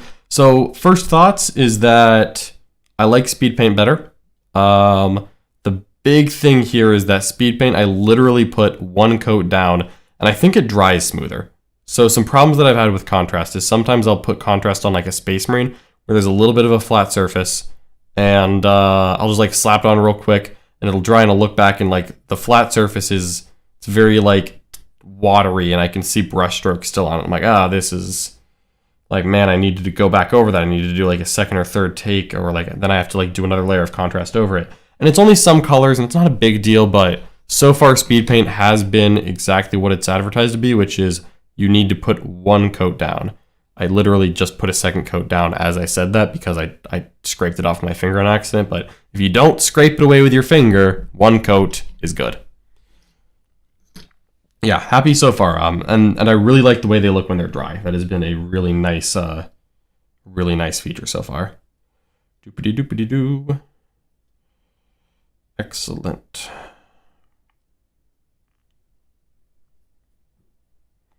Yeah, just trying to get this army done as fast as possible. Oh boy, yeah. Gonna be doing a lot of airbrushing after this stream's over. We're gonna go airbrush some tanks. Is what I think we are going to do. Whoa, tomorrow? Yeah, absolutely. That is tomorrow, 5 a.m. Nick Nanavati live on our channel, 5 a.m. Eastern time. So if you're in the UK, for example, that'll be 10 a.m. You can sign into YouTube. You know, if you're in Europe, you can sleep in. You can sleep in and wait for this to happen, and then Nick's gonna like get up there bleary-eyed, holding like a coffee. You know, like a puppy, like curl around his feet, and he's gonna be like, all right, I'm gonna read this Eldar book, and he's not even awake yet. And you're gonna be like ready. You're gonna be like well rested. You slept in. You already had your breakfast, and you're gonna get to hear Nick's initial first thoughts on the new Eldar book. I gotta say, it is very exciting. I personally think that a long-term Craft World player who enjoys the army is going to love this book. It looks like there's gonna be a good amount of options. You know, we haven't put on the table yet, and I've been known to be wrong on my first takes. I thought Genestealer Cult was amazing and Custodes was just kind of okay. Yikes. That didn't really age well. But first take, I think this Craft World book is very fluffy. It doesn't immediately strike me as like it's gonna break the game, but it looks strong. We'll have to elaborate on that one a lot more sooner or later. Yeah, we'll see what happens. There's no way Nick will be up and painting at 5 a.m. Michaela H., you know, I would not blame you for thinking that, but purely out of spite, I will myself set an alarm for 5 a.m. and go knock on Nick's door, tell him he has to work, and then go back to bed. Because you know what? He deserves that. He's going to make me work all weekend. I'm going to make him work. I respect the 5 a.m. stream. I think I may watch the replay. You know, Bill Hamad fan, I think that is the wise decision. I myself have no intention of being awake. If Nick's up and working, I'm going to be good. I'm going to be in bed. Because I'm going to be back tomorrow at 9 a.m., a much more reasonable hour. 9 a.m. is when I'm going to be back and back on the paint grind, working on painting some Craft World Eldar, because you know what? The great work never sleeps. The great work must be completed, and that is painting 3,000 point Eldar army. 3,000 point Eldar army by the end of the weekend. No pressure, right? It's just a small little thing, really. Just an entire craft world army from scratch, no problem. All right, 9 warp spiders have gotten to black paint. 1 more to go. Let's do it. A little more black paint. Alrighty. I'm between Ulthway and Iandon personally. The leaks for Iandon were just okay at first glance, but I'm hoping I'm wrong. Yeah, you know, as far as power goes, I could see I'm not going to talk too much about it, but I think that there's a couple of craft worlds that I'm probably never going to play with, and then there's several that I look at and I'm like, you know, I can at least see the merits of this. I could see it being good. So we'll probably try out a lot of different things. Like, I'm not going to be painting Wraith units in the first batch of the paint stream here. But, you know, we do have some, so I'm hoping that at some point I'll be able to paint up some Wraith units, and maybe we'll try out Iandon on stream. Maybe we'll try out like a very jet bike heavy Sam hand list. Right now, though, I'm starting off by painting a little bit of everything. I'm not painting like this super like specialized like build a list around kind of units, because like I feel like Wraith units, if you put Wraith units in a list, you're building around Wraith units. But like Aspect Warriors, just like having 10 of each painted, I think is just generically going to be a good idea. That's my take. So that I think just for the purpose of streaming an Eldar army, I don't even know about what's good. I just think that having like 10 of each aspect painted is good, because it's always fun to try out different aspects, try out different units, especially, you know, when you're streaming all the time. It's for the European fans, really. It really is. Do you have a general plan of schedule for your paints? Aspects first, then tanks? Yeah, so I'm doing that because of airbrushing is why I'm doing aspects first. Because I don't really want to airbrush on the hobby stream, because they're in 2 different rooms and I don't want to move my setup around. So I think that's just going to be my off-camera work, is the airbrushing, because realistically that's hard to do on the stream, just logistically. So I'm doing aspects first just because it's not monotonous at all. And I thought that today was going to be my hardest day, because this was the day I had the fewest guests line up. So I was like, you know what, if this is going to be my hard day, I'm going to paint a lot of different colorful units. I'm going to like switch up what color I'm applying a lot so that it's not monotonous. There we go. There we go. This last warp spider is coming along. Getting a 3rd color on him. Good to go. Speed paints. Definitely going to need some touch on all these, but really, I like the foundation. Is like a get the army to a good 3 color standard. I actually think that this looks pretty good. Especially for the amount of time put in, I do not mind this at all for these warp spiders. They are speed paints, or speed, who would have thought? Okay, I think that's that. So that's the black done.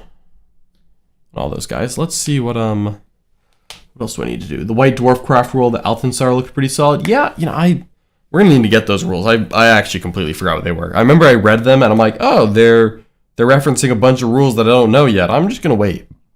So maybe I'm gonna have to reread that now that we'll actually know the context of you know what the craft world rules are. Maybe now's a good time to relook at that. All right, let's start getting some black on these weapons. So right now I'm putting the black on the Howling Banshee's shuriken pistols. So that needs to happen.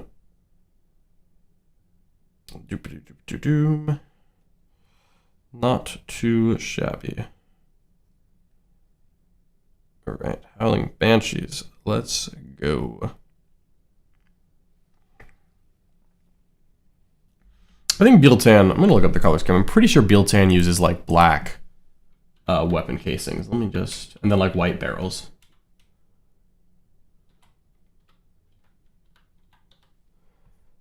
All right. I'm just Google imaging Biel-Tan paint. Yeah, looks like black weapons is pretty universal. So like guardian weapons, like shuriken weapons, that's all black. Yeah, okay, cool.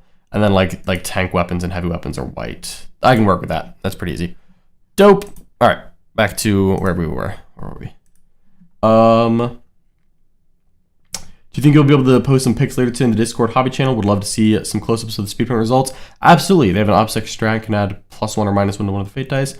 That's cool. Yes, Hootie O, we can 100% put some update pics at the end of the day in the Art of War Discord. I would love to do that for you. It's quite easy.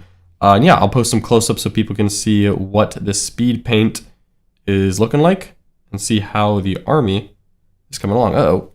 I just got a little bit of paint somewhere it wasn't meant to go. Let's see if I can scrape that off. I'm gonna have to go back over that. Oopsie. Okay. I think this brush is a little big for what I'm doing, but I'm gonna finish what I got on it.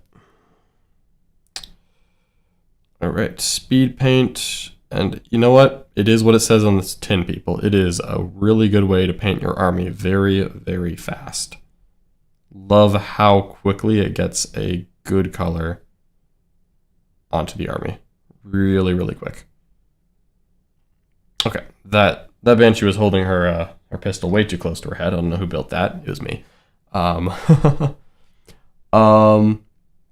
Althensar's improve AP for charging or being charged, and you add 1 to your combat attrition. Wow, I really hate combat attrition rules. I really am not a fan of that. But +1 AP in combat, that's not bad. I'm wondering if that's 2 different custom traits, where if it is, I could really, I wonder if there's like another combat trait I can stack with +1 AP. I'd have to relook at that. I mean, actually, I know there is. I'd have to like think about what direction I would want to go with that, because I don't know offhand what I would want to do there. But here we go, another pistol. Zing. And then I'm gonna have to decide what to do with these rangers. I think once I'm done putting this this black coat on, I'm going to go get some actual colors and start putting some patterns on the camo cloaks. On the camo cloaks of these rangers. That's what I think I'm gonna do. And then we're gonna put a speed paint over some like blocky patterns. I think that will look pretty darn cool. Uniform gray will probably be the one of choice. Oop, there we go. All right. Pistols.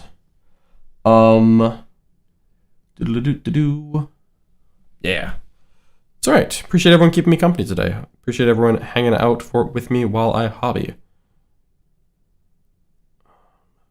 Ding, ding, ding, ding, ding, ding. Yep, so after this stream today, I'll be done streaming for the day, but what will be coming next is tomorrow at 9 a.m. I'll be back painting. Tomorrow at 5 a.m. Nick is going to be just working the Craft World Midnight Oil, and he's going to be reviewing the whole codex. But also, in the chat tomorrow, if you want to talk to me about the new Craft World rules, I will be at liberty to talk about Craft World rules during the paint stream tomorrow. So if you enjoy this, just imagine if I was talking about brand new Craft World rules while I was painting a brand new Craft World army. As a matter of fact, I might even paint some brand new Craft World models tomorrow. Who could see that coming, right? Do you think, does that sound like something I would do? Tell you what, folks, it 100% is. I would absolutely be painting maybe some new Dark Reaper models, maybe the new Mog and Ra. Who even knows what I might be painting tomorrow? You're just going to have to tune in and find out. All right. Going pretty quick. She doesn't have a gun. Back to you. Howling Banshees. Man, so going from painting like the Finecast models, like I was just painting warp spiders. And you know, cool concepts. Models, they're showing their age. Going from that to painting the Howling Banshees, I'm just like, wow, I want nothing more than plastic warp spiders right now. Like literally, plastic warp spiders would be just such a good looking kit. Because the design for warp spiders it's pretty dope. I'm not gonna lie. Like I'm not a huge Eldar fanboy usually, but Eldar models, the new ones look real good, and the designs for the warp spider is very cool. Like I could imagine a very dynamic warp spider kit that would look amazing. Amazing. That's what I would like to see. All right, here is the last of the shuriken pistols. Just doing a black. Just using the nice Grim Black Army Painter Speed Paint, because speed paints are amazing for batch painting an army with a brush. There we go. All right, all the Howling Banshee pistols are done. Alright, chat, they are primed. Y'all are still here. Yeah, absolutely we are, Diablo Slay. Absolutely we are. So I'm going to tell you what, chat. I'm actually going to step out for just a minute. I need to top off my water, and I need to just be away for just a minute. And I'm going to be right back. So I'm not even going to turn off the stream. I'm going to stick right here. I'm going to just switch it to the break screen for about 2 or 3 minutes. Don't go anywhere. I will be right back. Thanks, everyone. Break screen. Ta-da!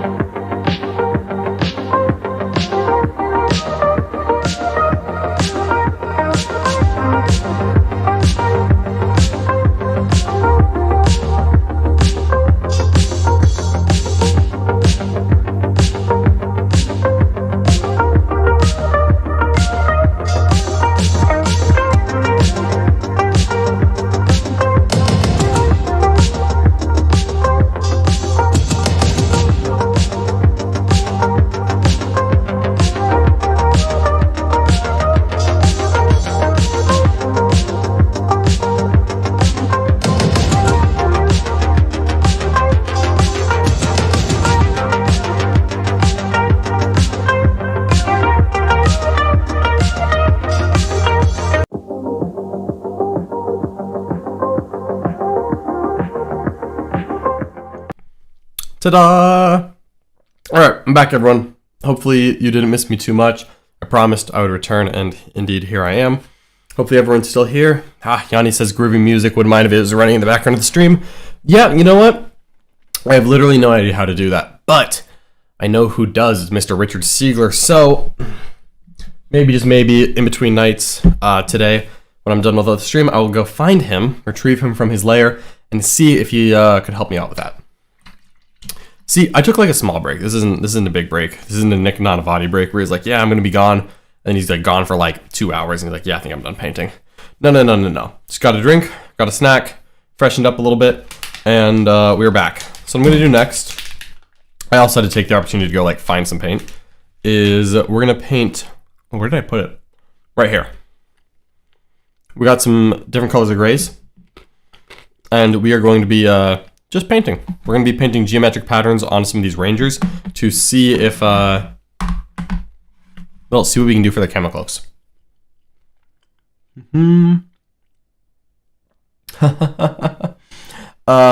Caps KO41 says, I was at LVO for a different game, never played 40k before, but I've been interested, took a stroll through the 40k room, and now you have the beginnings of an AdMech army. Who knew LVO was what it was? Caps KO41, awesome. You know what? Really, welcome to the 40k community. If you've been considering it, I'm glad you are taking the opportunity to join now. The 40k community and the game and the hobby is all very wonderful. What game were you there for before? But welcome aboard, you know.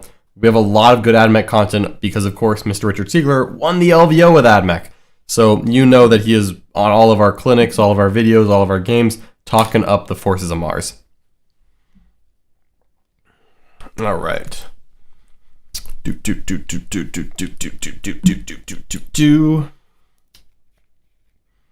we go. Go with a little uniform gray. Putting it on the wet palette. Yo, Matt O with a $10 super chat. Thank you so much, Matt O. Thank you for taking all of your dumb questions. No problem. There are no dumb questions, only dumb armies like Tau. I'm just kidding. Now that Crusher and Thick City might be fading away, how do you ensure your army is ready if you run into them? Prepping a list to test for a GT in a few weeks. You know, I'm looking at it as I think that with Crusher and Drukari, I think Crusher, I'm still building lists as if Crusher exists. I'm not, I know Crusher in numbers is probably dipping. I'm not ready to say that Crusher's gone. I'm still just playing my game as if Crusher is out there in full strength. Thick City, I think it's just a question of having a little more strength 8 weaponry. I also felt like Thick City was something that people had planned for and accounted for. And it really depends on what factions you're running as to what answers you might have to that army, but I absolutely think that just taking a little extra strength 8 is going to be good into both Crusher and Thick City. And especially strength 8 combat is really important because both those armies would like to get to you very quickly with some advanced and charged units, and just having strength 8 combat that is ready to develop, just to deliver a beating on them, can be really important wherever you can find that. Maybe it's Paragon Warsuits, who could say. All right, geometric pattern time.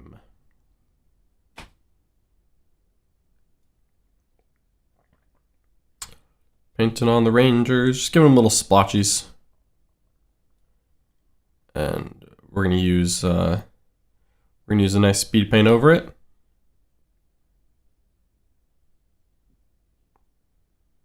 No problem. It's gonna be interesting to see how that turns out actually. Let's see here.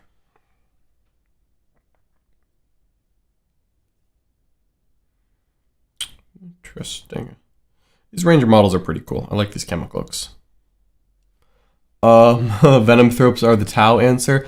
Venomthropes are not bad into Tau, getting some minuses to hit in there. Sometimes they ignore hit modifiers, that's mainly on crisis suits.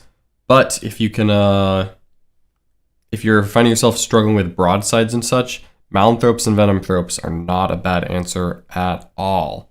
Really are not.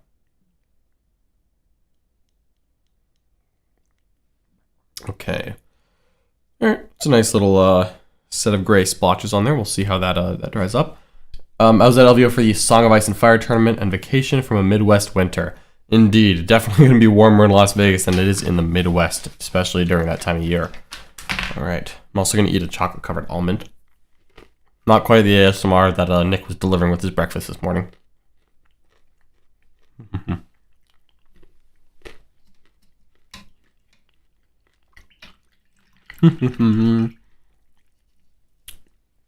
Yoni, I don't mind at all. If you've got any suggestions, I normally stick to GW models because we go to all the GW opens.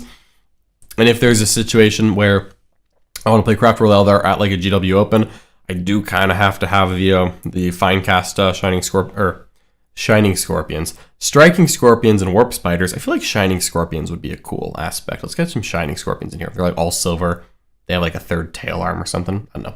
But Yanni, yeah, you can name, alternatives. I've seen some really cool third-party models that I would probably play for a personal army, but for the Art of War stream, we like to use the GW models because we often find ourselves on GW streams. All right. I hear someone rumbling. Is that Nick? That sounds like Nick. I bet Nick's just wandering around. He does that often. Nick is a known wanderer, like a Pathfinder.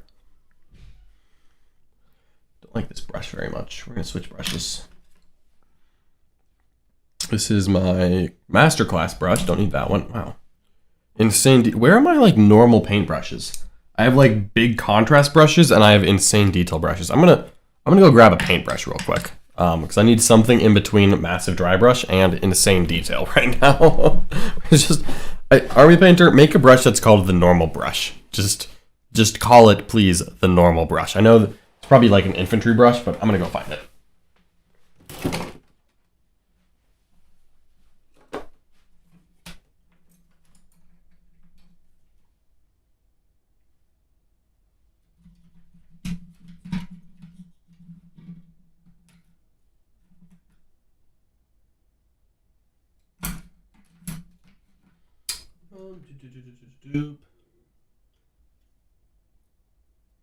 Aha, a regiment brush. I think a regiment brush is what I want right now. That sounds, I don't know if you guys, if you all in the chat can hear me right now, but I think a regiment brush sounds like the thing that I want to use. Let's find out. Man, Ynnari asked about dropping the custom miniatures and then didn't say it. If you dropped a link that's totally not going to work, links unfortunately do not work on our YouTube chat, but you can always drop a name if you want. And if people are interested, they can look it up. Ynnari, if you had told me that it was going to include marine violence, I would have said no. You're not allowed to post marine violence in an Art of War chat. I just love my Marines too much. Dun dun dun dun dun dun. Alright, Rangers. Rangers getting little patterns on their cloaks. Let's do it. Very interested to see how this actually shapes out.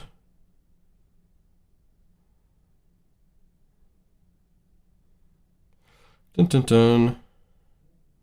Yeah, really like the new Ranger models, by the way.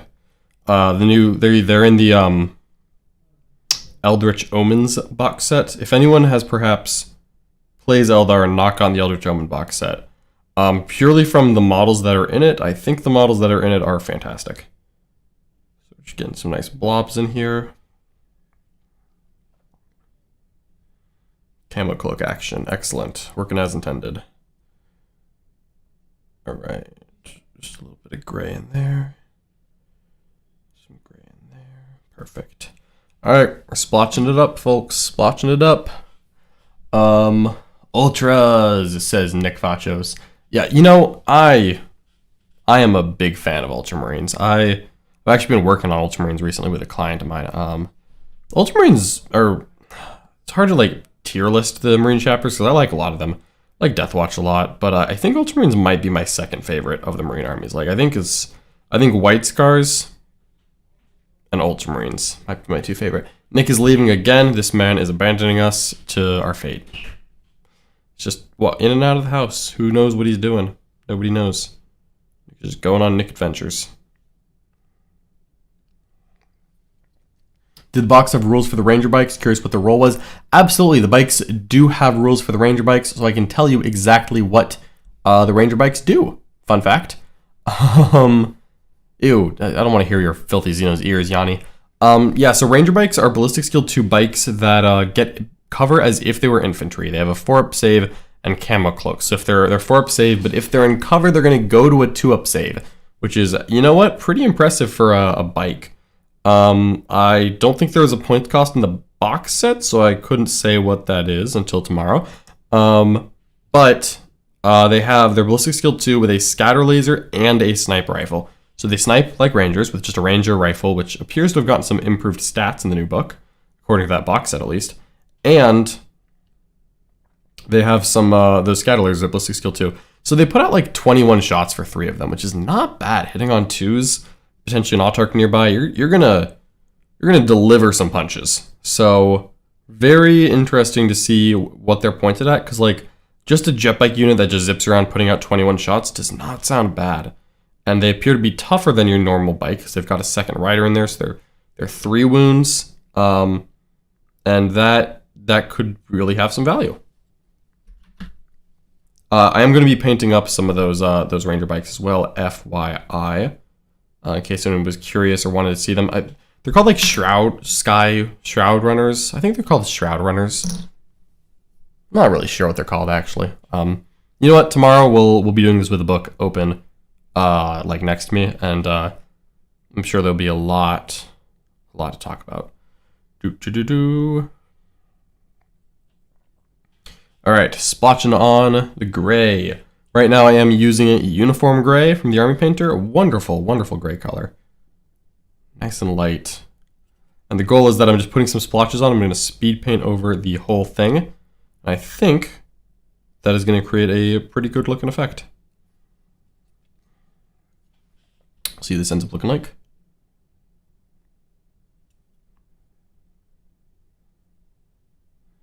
Dun, dun, dun. Sad filthy Xenos noises. No, there are no sad filthy Xeno noises. There's only happy Imperial noises as you punish the filthy Xenos, just like they deserve. You gotta purge the alien. Everyone knows that, Yanni. Purging the alien, you purge the unclean. It's great. It's great. Everything an Imperial, a loyal Imperial citizen needs. All right, splotchy Rangers.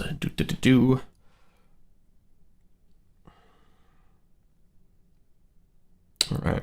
Yeah, really nice robes on these. I'm just, you know what, just generally very happy with the Ranger models. I think the new plastic Eldar models in general are really well done. You know what, Eldar players waited a while for it, so you know, can't say they didn't earn it, but still, it's nice to see GW continuing to put out some high quality plastic, as they should. You know, obviously you don't want to see anything else.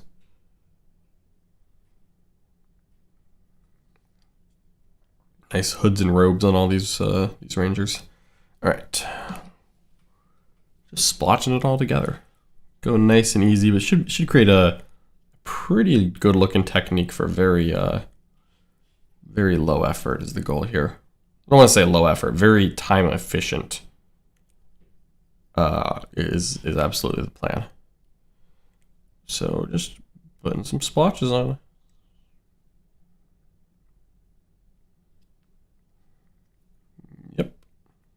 Oh, missed a spot. Uh-oh. I can now see a spot where I missed on green, so I'm gonna have to go back and do that in a second. I'll just do that now so we give it some time to dry. All right, regiment brush. I'm guessing another regiment brush is the Army Painter normal brush, but it's working out pretty well. So here's a curiosity. Everyone in the chat, by the way, thank you so much for keeping me company. Anyone doing some hobbying of their own? A little bit of painting? Anyone else getting ready for this, what I'm sure will be a magnificent Eldar release? I like to think so. So let me know if you are working on something at the moment. I would be curious to hear what everyone is doing as they join me today. And thank you for joining me, as I should also add that.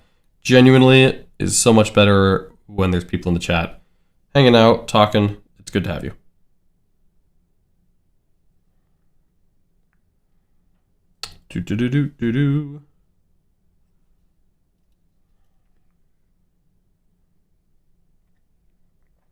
Alrighty.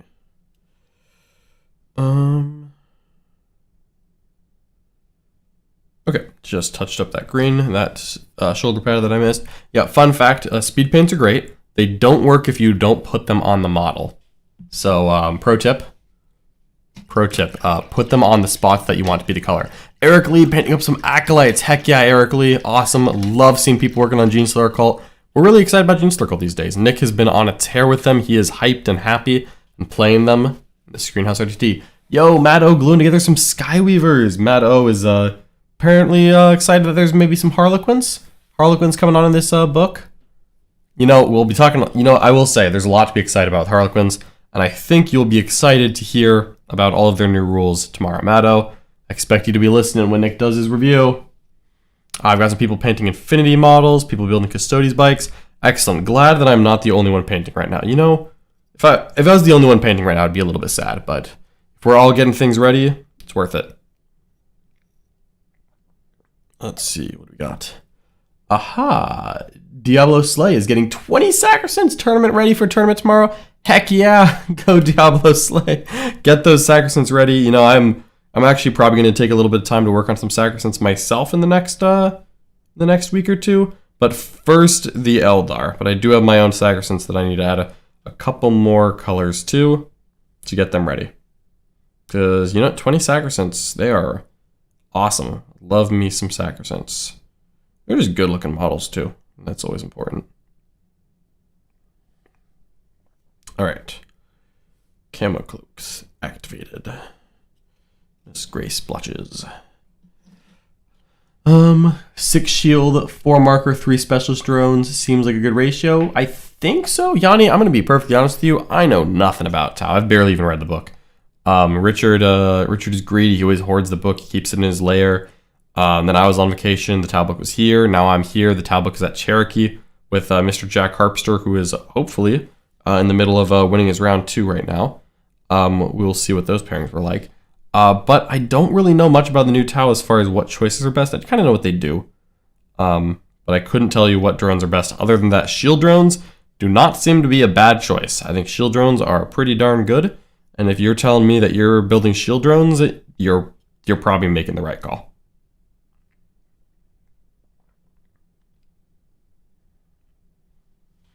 All right. Splotches on 8 Rangers so far. Let's get a couple more.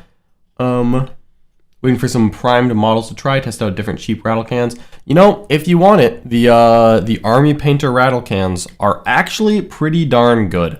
As far as priming goes, I use Army Painter primer for just about everything. And for the record, I did that before they offered to help sponsor us painting this Eldar army. Promise, it's not just because we like the Army Painter, it's also because their stuff works. Army Painter puts out some really good primer, really easy to use. Not too expensive, gets the job done. I've never had problems with like Army Painter cans like fuzzing over sometimes, like when the humidity's bad.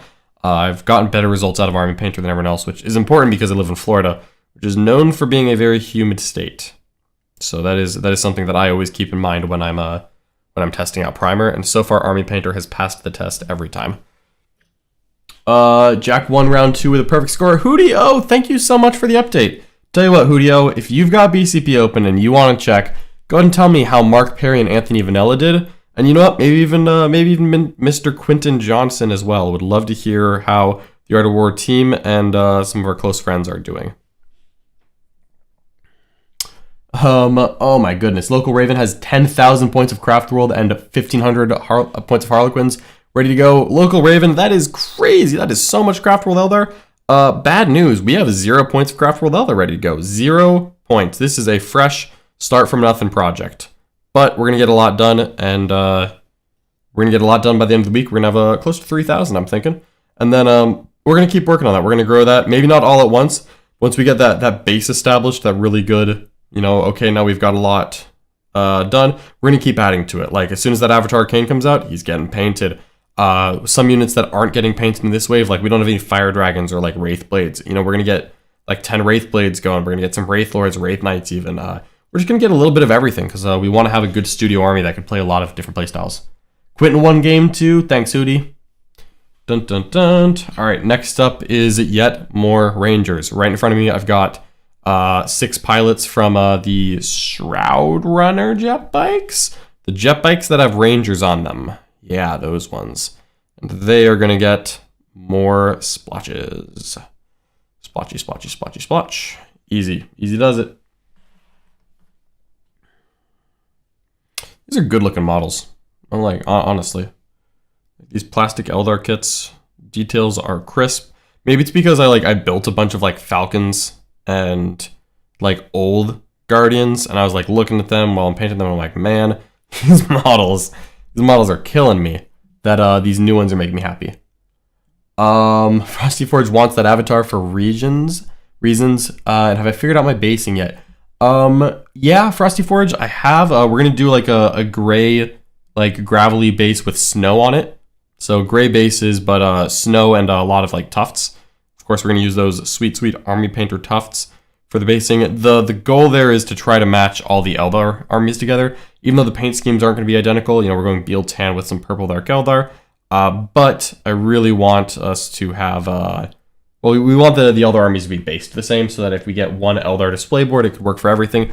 Or if we ever want to run some allies, Harlequins going with Dark Eldar, Harlequins with Craft Worlds, it's nice to have the army based cohesively, and that's what we're looking at. All right, here we go. Just gray uniform, gray splotches going all over these cloaks. Awesome. Little sniper ranger boys. These guys are cool. Painting Chaos Warriors for AOS because they don't play Custodian's Tower Eldar. Oh, Sherrock 888. Yikes. All right. So Anthony and Mark have not finished their round twos yet. Well, hopefully they're doing well, and hopefully they're not playing each other. And we'll see. Following along with Team Art of War as they're hopefully doing well at the Cherokee Open. You know what? I'll be here all weekend. They'll be playing all weekend. You can tune in, and I'll try to give some updates. We'll see. And as we get further into the tournament, I'm sure the coaches are going to start getting some pretty hard matchups. And as they do, it's going to be really interesting to keep track of how they're doing on stream, etc., etc. And I'm going to add the Incarn. He's looking spicy from the avatar for similar cost. Local Raven, we actually already have a painted Incarn. Nick had a commission painted Incarn that I believe he won in a paint contest. Or not a paint contest. He won it in a contest that gave him a painted Incarn. And so I don't think we're going to end up painting the Incarn anytime soon, because we have a pretty good looking one. I'd have to look at that model again to see how it's based. Maybe I would change the basing on it to match the army, because I've never actually seen it on the table. I don't even know where it is. But Nick tells me that he has a good looking Incarn, and therefore we don't need one now.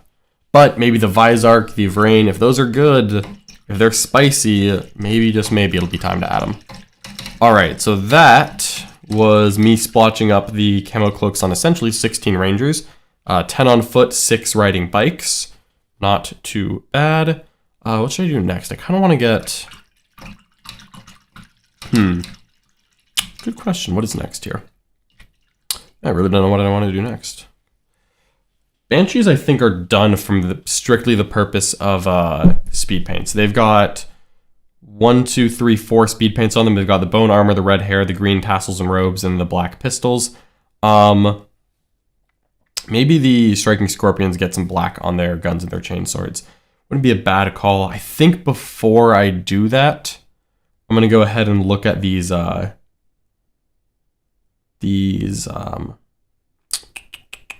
Rangers. I think maybe I'll do the second splotch. I want to give that a little bit to dry. Tell you what I'm going to do is I'm going to go ahead and take the Holy White, which is of course the white Army Painter speed paint, and we are going to go ahead and just put those down.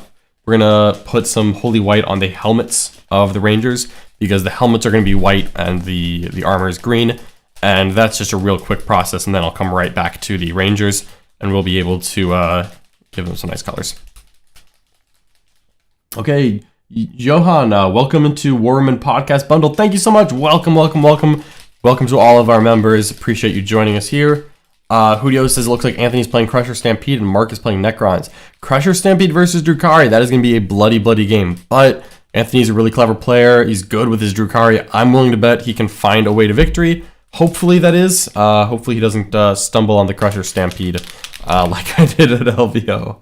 But good luck to him either way. I hope he's doing well. Doing the Art of War proud either way, I'm sure. All right, 1, 2, 3. Just get a little bit of white out. The Holy White is really like a light gray, but I think it's going to look good to put some Holy White down and kind of gray up the spots that want to be white, and then do a nice white dry brush over it, because it gives me something to build up off of. So I think the Holy White's going to look good. We'll see. That guy has flesh. This one does not have flesh. His helmet. Some of the Rangers have helmets, and some of them have heads. And, you don't want to paint the head gray. That just kind of look weird. You got only 3 of them have... So 3 of them have helmets, 3 of them have heads, it looks like. Okay. That makes sense. This one is... Yep, that's a head. Alright. He had a hood on, so I couldn't tell if he had a skin or whatever underneath. You never know if your Rangers have skin. You gotta check on these things.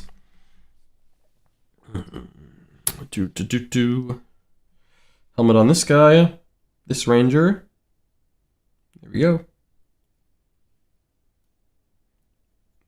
Biel-Tan is so cool. I just like the bright green. I think the more that I'm looking at it, I think the bright green was the way to go. What makes you want to do an aspect heavy looking at the table? I just really this is purely, me liking aspects is purely a lore perspective. We bought a lot of the Eldar for this army before we knew what the rules were, so that wasn't really a big factor in making the decisions.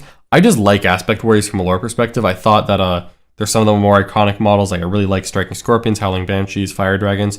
Unfortunately, Fire Dragons are out of stock, so I'm kind of hoping that if I don't buy them, they'll go plastic before they go back in stock or something. I don't think that's going to happen, but we'll probably buy some resin Finecast Fire Dragons at some point. But you know, we'll get around to that when we get around to that. Probably not happening for this paint stream, though. This paint stream is all about the models we have. I just really like aspect warriors. I think that they're the coolest part of Eldar. Not that I would ever admit to liking Eldar, but if I did like Eldar, it would be aspect warriors. And Wraith units. I love Wraith units, too. But it was easier to get the Wraith units. It's easier to get the aspect warriors than the Wraith units. So we've got some Wraith units as well, but maybe not as many as I'd like. And so I'll probably work on that in a later session. All right, just adding a little bit of white, nice and easy. That guy's face. Yeah, this is real quick. Then I'm gonna go find myself a nice darker gray from the Army Painter line to do some more splotches with. And we're gonna splotch up the camo cloaks for a second time, then we'll let that dry up, and I'll probably do a speed paint over the top. Da-da-da-da-da-dum. All right, and again, I really appreciate everyone who's joining me. If anyone has maybe checked in late, they're not really sure what I'm doing, the title says it all, 3,000 points of Eldar in 3 days. That is exactly what I am doing. I am painting an entire Eldar army. I am trying to get as much done as possible in a weekend. So we're starting today, we're working on Saturday, then working on Sunday. So I'm gonna start at 9 a.m. on tomorrow, and we're gonna start at 9 a.m. on Sunday. That is Eastern time, of course, our local time zone. And I'm going to be working all day. So right here, I'm probably going to shut the stream off at about 5 to 6. We'll see when that is. But I'm going to keep working a little bit more. I've got some more paint in me. And then I'll probably be doing some airbrushing after the stream's off. And I'll be right back tomorrow. We're going to have full days. Frosty Forge says, careful there. I'm starting to sound like a pointy-eared player. Frosty Forge, that is the very last thing I want. I wouldn't want anyone to confuse me with an Eldar player. I'm way too self-respecting for that. Everyone knows. Certainly, do not look at my BCP history. Do not look at my event history. I've never taken Dark Eldar to the Dallas Open in 2021. And I certainly did not take Harlequin's Dark Eldar and Craft World to Crucible or DakaCon or Wars in Atlanta. Never. I don't play elves. Can you do a close-up on your gray patch plan? Absolutely. Captain KO1, I'm probably going to just take some pictures and put them on our social media once it's all done.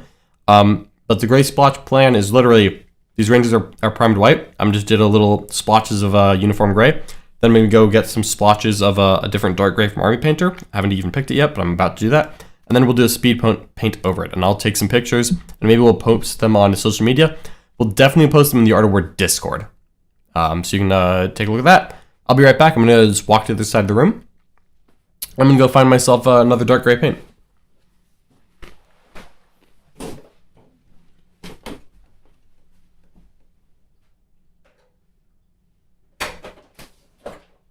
I don't know if y'all can hear me while I'm doing this.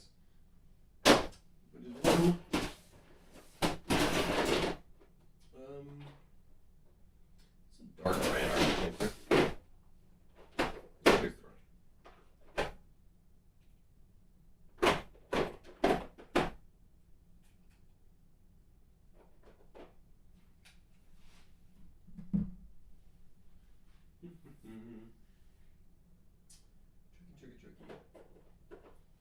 Need that later. Dark stone? That's not bad. Let's do dark stone. Dark stone sounds cool. Yeah, let's do that. Shake it up, shake it up, shake it up. Alright. Did the camo cloak paint not work out? Frosty Forge, haven't even tried it yet.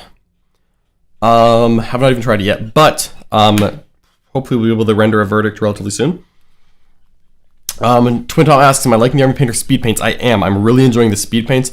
That's what's let me do all this so quickly. Again, this entire army was primed white about 6 hours ago. I guess 7. 7 hours ago, this entire army was primed white. And now I've got 41 models that at least have that all have at least 3 colors on them. Speed paint is really nice because it is just one color, and that is really convenient. You just do one shade and that's it. Like I didn't have to go back over it. I probably will, especially on character models, go back and do like washes and highlights over it to get some really nice detail. But from just a like tabletop perspective, already looking really good models here. And here we go, dark stone. 1, 2, 3, 4. All right, getting 4 little drops there. Just want a nice different color to contrast with that. Use my regiment brush, get some water. we'll try out how that works. There we go. Oh, so dark stone is actually like a nice dark brown. You know, I think that's gonna work though. I think that's gonna look good. Do you have the army list up? Nope, haven't written an army list yet. Frankly, well, one, we didn't want to write a list because we don't want to like tell people the points of new stuff because we're not allowed to do that until tomorrow anyways. Also, we didn't actually count points. We just kind of like looked at the army and we're like, this is a ton of stuff. This has got to be at least 3,000 points. But you know what? I will do a total. Maybe I'll like do that while I'm eating dinner. I'll like do a total of what I actually got painted. And we'll get a points cost. So the goal is a 3,000 point army, but I haven't checked in advance to make sure that I've got 3,000 points. But like, I mean, I have 50 aspect warriors, not dire avengers, like the chunky ones. I've got 50 aspect warriors lined up. I've got 30 guardians, 10 rangers. I've got 6 jet bikes, 6 ranger jet bikes. I've got 6 tanks, 3 phoenix lords, a bunch of psychers, characters. Like if that's not 3,000 points, Eldar's too cheap. We'll see what that actually ends up being. Oh, and you know what? If I run up short, I'm just gonna like start building and painting like wraith units. Because I've got like wraith garden that I wasn't planning on painting as part of this army, but you know, if it's there to be done, I'll do it.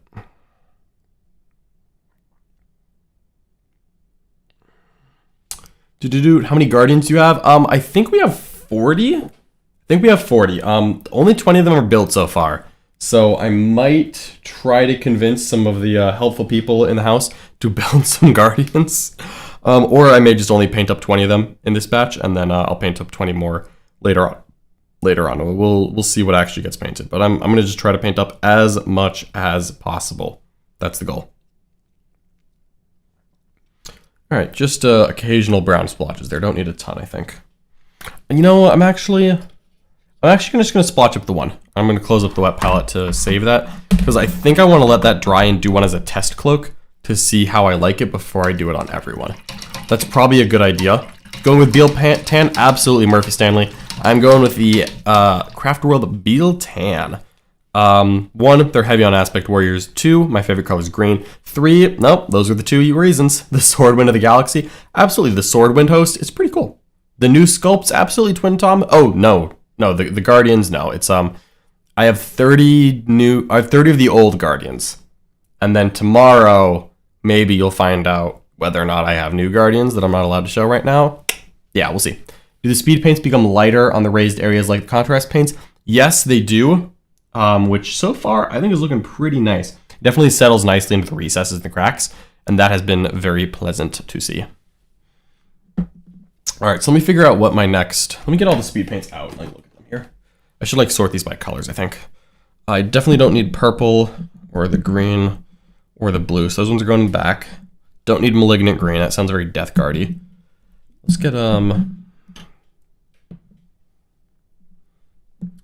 blacks and the grays are useful. Orange can go on the back. I don't need that right now. Green can go on the back. I don't need that right now.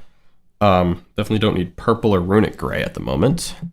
How do you like the new craft world rules? You know what? I like them quite a lot. We're going to be talking about them a lot tomorrow. So tomorrow at 5 a.m. Eastern time, rest in peace, Nick Donavati is going to wake up bright and earlier than he ever has in his life, probably, and he's going to talk about it. So Nick Donavati is going to be ready to go. He's going to be talking about the new craft world book, and he's going to have it in his hands, giving his first take, his first impression, first thoughts.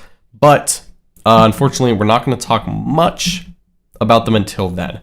But as soon as we can, we will be talking quite a bit about the new Craft World Eldar book. So far, I think that it's pretty good. And it's definitely going to be something that Eldar players are going to enjoy, which is important. Because so far, I think that GW has done a good job of making all of the armies feel true to how they should. And it's really nice to see another book where I believe that they have captured that well. Maybe hardened leather, dark wood. Okay, here's what I'm going to do. I'm going to take one ranger. I'm going to paint one of each of their legs a different color. And that's definitely not going to stay that way. But I've got dark wood and hardened leather. And I've never used either of these paints before. So I have no idea whether or not, I don't know which one of these I like. But I'm just going to put them both down on a model. I'm going to like check back in 30 minutes, and whichever one I like the most, that's going to be the leather for all of the rangers. Because they've got their camo cloaks, and then they've got like leather on like their legs and their like masks and their gloves. And I'm going to use that for those leather bits. Also, I like these speed paints. They have like the like the small like metal balls in them. So when you shake it, it really helps agitate the paint and gets it stirred up a lot faster than a normal paint, and that's good. Plus it makes a nice like maraca sound. Twin Tom says they just started Eldar and they have about 10 models painted so far. Working on putting Ynnari together, not super fun. I've heard that the Incarn is a very difficult model to assemble, but when it's done, not gonna lie to you, it looks pretty baller. So, not a bad thing there. Love the models in general though, yeah. I think it's great looking models when they're assembled. They definitely are a little thinner and finicky. If you've been building Primaris Marines for a while, going back to building Eldar is a shock. Alright, that's definitely well shaken. Let's start with Darkwood. Just do like 2 drops. Just a little bit, see what this looks like.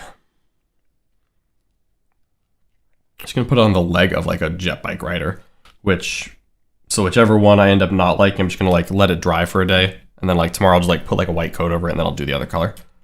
We'll just see. So this is Darkwood. I think Darkwood is gonna look pretty good. Let's find out. Yep. Just putting a nice brown down on these Rangers. We'll find out very shortly what this looks like.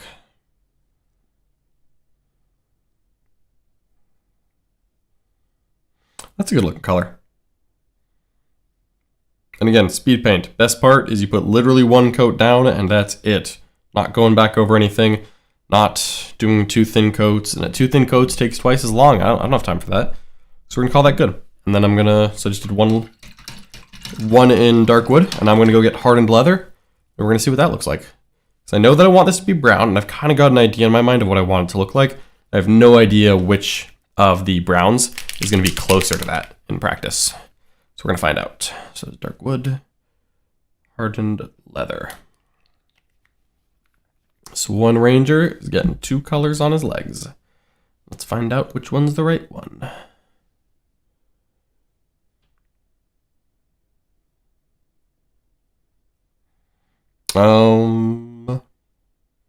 Nope, I can already tell. I like Darkwood better for what I'm doing.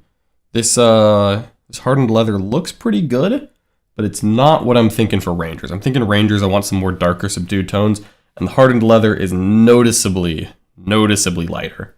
So I'm thinking Darkwood is what these Rangers want. So you know what? Since I can tell immediately, I think I'm just gonna take a little bit of the corner of the paper towel and just see if I can like sponge it up a little bit, like wipe it off, dry it out. Maybe I won't even need to paint over it. Just like let the little bit dry and then just put the Darkwood over it. I think that's gonna be totally fine. All right, we got this. We got this, everyone. Darkwood. Darkwood is what I want. Darkwood is what I'm gonna use. Love the models in general. Yes. All right, good to know. See, now the question answered literally just that fast.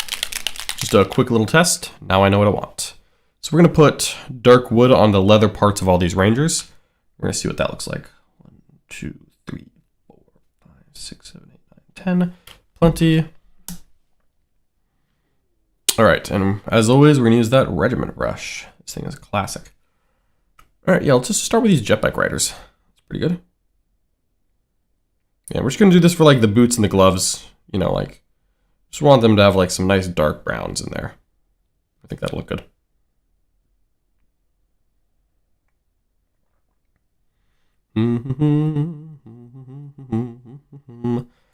Finishing my 13 drones, cheated though by starting Tuesday. That's okay, Ynnari, no reason not to start ahead. And you know what?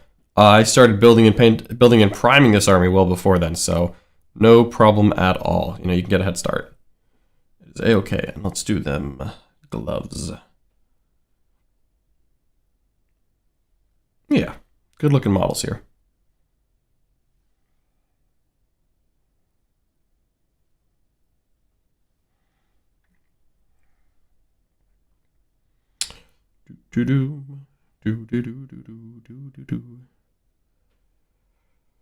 All right. Do you think that the 20-30 Sacristance is too much for a list, or is 20 the max for optimization? Use water on a brush to remove speed paint from a model. Yeah, Majory, that would probably have worked better, but worked out okay the way I did it. So I think it's all right. All right, let's just Put a little more speed paint on there.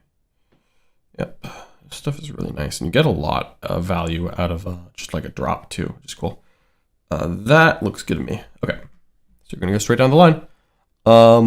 To the sacrosanct question, I do not think that is too many. I actually have 19 in my current Sisters of Battle list, which, I mean, 20 is like just as good as 19. Is literally just kind of like how the points break out, and unfortunately the list was one sacrosanct over, so, you know, had to make some cuts, dropped one girl. I also didn't mind it because I could have 9 sacrosancts and a character in a rhino, and that actually ended up being pretty convenient, because I like to have like a dogmata ride around with my sacrosancts. So, yeah, so we'll see. I am, just in general, big old fan of sacrosancts. I definitely think 20 is a good number. I don't mind 30, but maybe depends on the order you're running. I think if I'm doing Valorous Heart, I'd probably lean into it and just go with 30 sacrosancts. With Bloody Rose, it just really felt like 20-ish, or, you know, 19 in this case. It just feels like enough. So I don't think I need more than that. Like, I'm not looking at my list like I really want to get, you know, that next sacrosanct unit in. Like, I really could get another sacrosanct unit in. Maybe I'm biased because I built 20 sacrosancts and I don't want to build anymore because they take a while to build. That's totally not the reason. Nope, definitely wouldn't catch me making that my reason. That's the reason. But they're pretty good. Sacrosancts are very strong, so I don't mind seeing them in any quantity in any list because they're just a solid unit to have in a Sisters army. All right. Next, Jetpack Rider done. What do you think of the giant blobs of Shield Custodian Guard that's been picking up a little steam? Going to try that with 3 Dreads and a Caladius, no bike and Shadow Keepers this weekend. You know, I'm big on Shield Guard. I know Jack and I had a little bit of a disagreement over their value. Jack thinks they're not needed. I'm actually a big old fan, but Jack also doesn't like what he believes is a more boring play style of surviving when the enemy hits you. Jack likes dying, which is weird. But yeah, I am myself actually a pretty big fan of the Shield Guard. I don't think I like the giant blob, although I do really see the value. I've written some lists with it. It just always felt a little weird. I do, however, like having like 2 units of Shield Guard. So like me personally, my Shadow Keeper lists, because I have also made the switch to Shadow Keepers. Credit to Matt Laura, he convinced me. I think I just like taking the like 2 units of like 4. The LVO style, go hard for stranglehold mosh pit style, appeals a bit more to me than the bikes. No joke, I think it's theoretically better in the mirror and versed out. No, 100%. William Crookshanks, I believe Shadow Keepers is the best arm in the game right now. If I were playing at the Cherokee Open, I would be playing Shadow Keeper Custodes pretty much guaranteed. I think that is the best thing right now. But I'm not in Cherokee. I decided I would stay behind. Paint some Eldar. Really, I'm kind of waiting for this Tyranid Codex. I'm ready for like a fresh army, fresh start. And Tyranids are my favorite army. Tyranids and Genestealer Cult are my favorite too. And Genestealer Cult Codex just didn't click with me the way I wanted. That's why, you know, Nick is playing a lot of games with them because I think it fits his playstyle. He and I approach Genestealer Cult very differently, actually. And Nick's been really enjoying it. I may take another stab, but it just immediately didn't really feel the love for Genestealer Cult the way I have in the past. All right, 3 down. Here's the next 3. I think 30 seconds is the list itself, but probably isn't the best version list. I agree. I really think that the best version is I just think 20. 20 feels like you have enough left after. Patrick Robinson asked in Manoa what time Eldar pre-orders will be up tomorrow. 5 a.m. Eastern time is when those pre-orders go up in the UK, and that is the time when we'll be talking about it on this YouTube channel. So at 10 a.m., you'll be able to find Nick Nanavati. I'm sorry, 10 a.m. in the UK, you'll be able to find Nick Nanavati live on our stream here with the Eldar Codex open in front of him, reading through it, giving his first impressions of the book. I myself am very, very excited about this new book. I am really curious to see what Nick thinks of it. He has not read the book yet. He wants to preserve that first impression to do it on stream. He's going to give a true first take, whereas I've already read it like twice. So I'm excited to see what Nick thinks. I'm excited to see what the community thinks. I think that there's going to be a lot of interest and attention in this new Eldar army, and I expect we're going to see a lot of Eldar on the table. We'll find out how true that proves to be, but you know, I could really see a lot of people gravitating towards Craft Worlds. Would you play bikes though? I've got a list with 5 dreads too, which I think is also something I'd like to explore. Dreads help a lot with Crusher, the Mirror, and Tau in my experience. So I would, I absolutely would take 1 unit of bikes still. I would actually take a single 4-man unit of custodian bikes if I were to be playing Shadowkeepers right now. I think that and a bike captain would be the extent of the bikes on the table. I still really like bikes, but I don't think that you need like the 3 units of 3 or anything to that extent. We'll see though. Not worried about mortal wound spam. I actually have a Calexis in my Shadowkeeper list. I know that's like insane. So no, I'm not. If it's psychic mortal wound spam, having a Calexis and some Sisters of Silence, I think is going to make up the difference. And maybe I'm wrong, but you know, it would be something that I would want to test out. This is definitely the theory. I didn't play test Shadowkeepers much because I kind of early on decided I wasn't going to be at Cherokee. And at that point, it's like, yeah, I don't need to, you know, really try to practice if I'm not going to be playing the army much. But pet theory, I think Shadowkeepers is the way forward for Custodies. I think it is better than Emperor's Chosen. And yeah, I would, if I was playing a tournament with the current rule set as it is, I would play Shadowkeepers.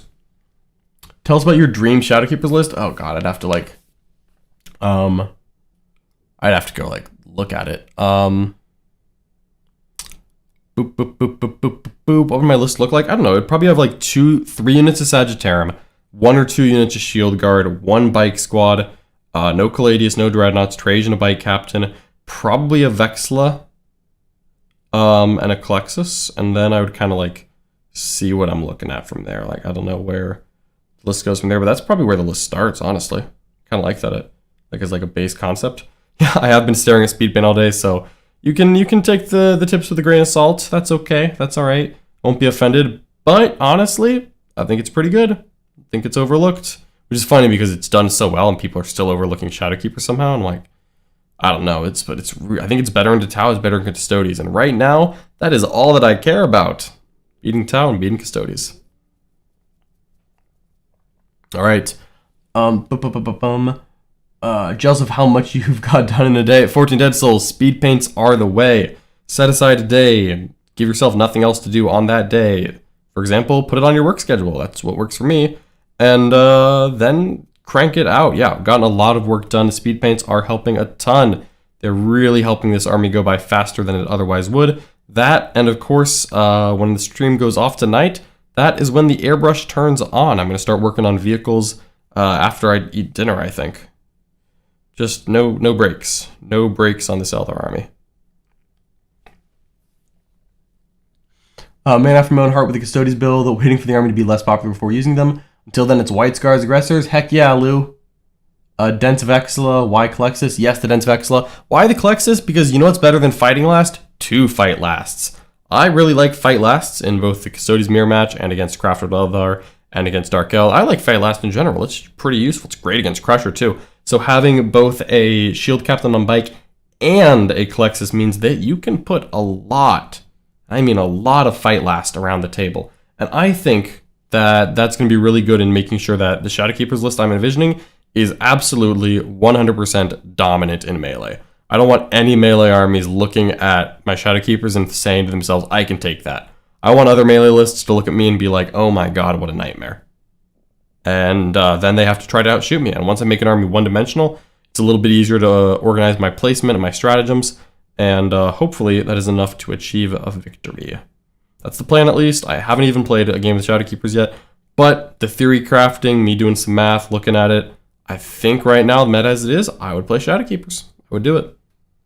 Fortunately, not going to be able to find out at Cherokee Open, but hopefully a couple Shadowkeeper lists do pretty well there so that you all don't think that I'm crazy. Vex and Alaris or normal armor? Good question. Would really depend on the points. Really would. Could the models you were painting be a hint of what will be good in the new codex? Patrick Robinson, no, they are not. Let me be honest with you. I have read the new Eldar codex. I also bought all of this Eldar before I read the new codex. I am building and painting a little bit of everything because this is not I'm not building my Adapticon list. I'm not building my list for a tournament. I'm building a stream army. So this is an army that we want to play on stream. and therefore we want to have a lot of options so that we can do interesting things on stream. We don't want to just play a very specific meta build. We want to be able to try out different things, have different aspect warriors. So I would not look at this stream as an indication of what is good, but we'll go the other way. If you want to know what's good, tune in tomorrow, 5 a.m. Eastern time. That is when Nick Nonavati is going to be going over the codex. But I'll do you all a favor. When you tune in, when you're done with Nick Nonavati, when you're done having the party, tune into the paint stream. I'm going to be back at 9 a.m. Eastern time tomorrow, and I'm going to keep going all day. And tell you what, we'll be talking the new Eldar rules the whole time. Not a doubt in my mind. We're going to talk about whatever the chat wants to talk about, and I have a feeling, an instinct, that people are going to ask me questions about these new Eldar rules. And if they do, you know what? I'm allowed to talk about it. I'll answer. I'll be true. If you or Jack takes Shadowkeepers to a major, you should be required to wear some Taylor Swift merch as tribute. Honestly, Meadow, not even opposed. I actually like Taylor Swift a lot. Maybe not as much as Matt and Laura, but you know what? We're allowed to have some super fans in the fandom here. So I would do it. I would 100% go get like a Taylor Swift t-shirt or something. I'll have to wear my Art of War jersey everywhere. I get like a Taylor Swift like headband or hat, or I'd like put a logo on my army list. I don't know. I'd do something special. Matto, you are right. If I play Shadowkeepers, I'd have to do it. Maybe if you were Emperor's Chosen with Obliteratum, I'd be on board, but otherwise, eh.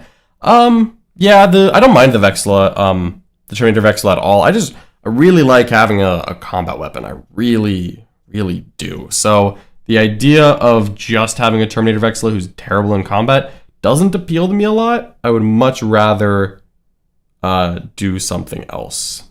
I really would. So I'm leaning towards a foot guy who just has a Misericordia. It's cheap. Although I guess he comes with like a spear / axe for free. So I would just take that and a Misericordia. Yeah. That's what I think would happen. All right. Sounds like a plan, John. Heck yeah. Well, happy to see you there, Patrick. Welcome all the time, but hopefully you'll be here to keep me company tomorrow. And yeah, as I said, I will be here tomorrow, and trust me, I'm going to need the company. Because after staring at speed paints for 3 days in a row, who knows what crazy things I might say. And you know what? You're going to want to be here to find out. But we're going to have some guests join me as well. I would get lonely if it was just me. So I think we're going to have some people join me, some of the Art of War team, some friends, some other members of the community. Lots of good stuff going on here.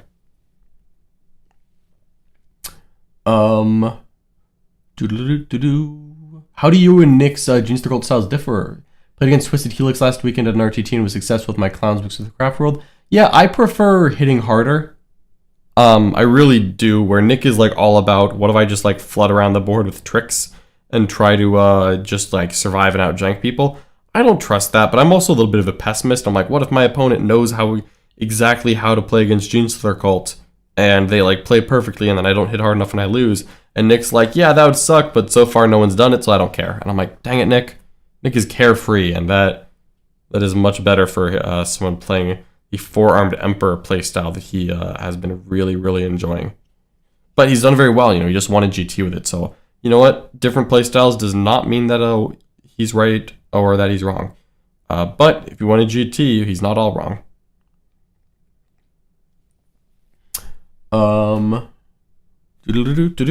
Yeah. Alright, so currently painting the gloves and the, what are they, like the leggings, the tights? So the normal Rangers have like brown, like leggings over their armor. And I can't really tell what they're supposed to be. Looks like they're wearing tights, which is interesting. Alright.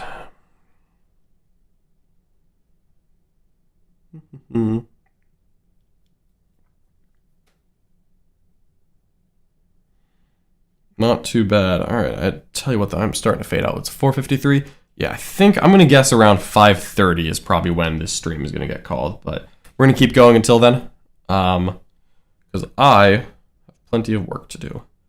And the paint stream don't stop. The paint party don't stop.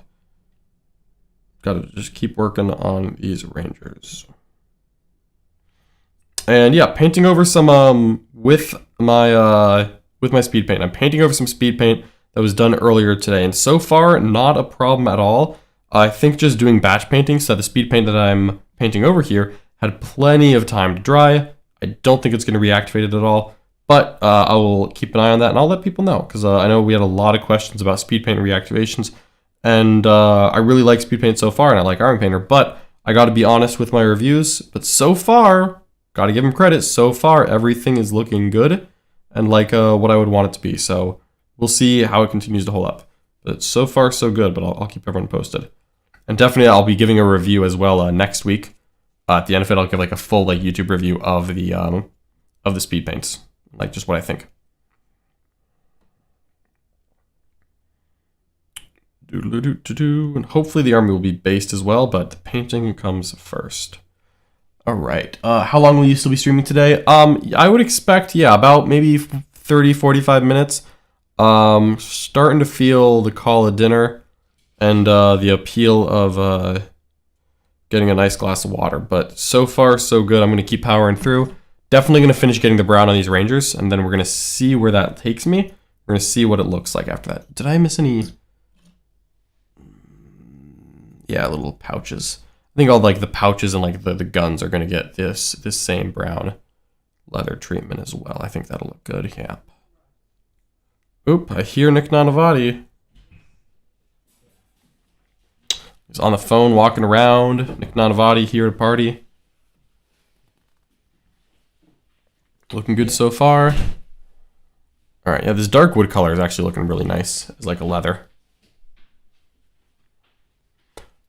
Pantaloon says Meadow. Indeed.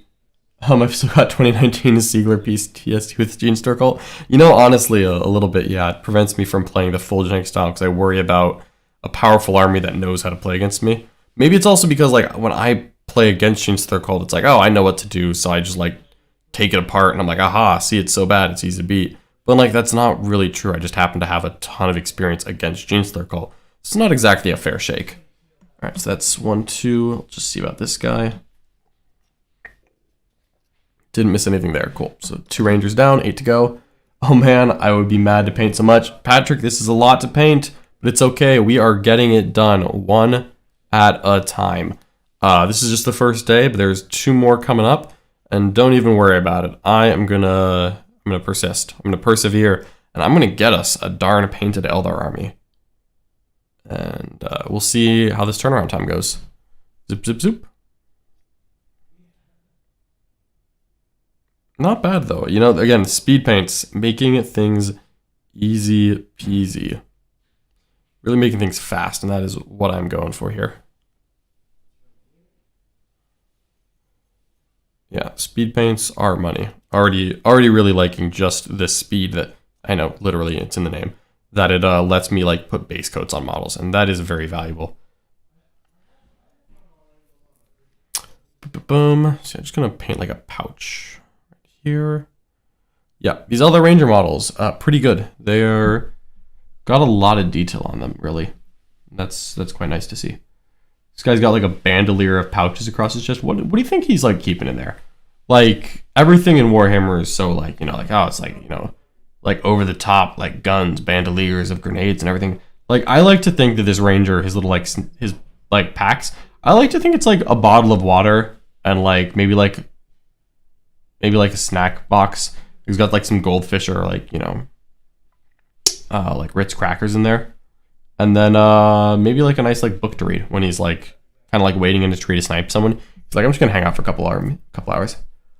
For your personal army, would you do tabletop standard or more detailed?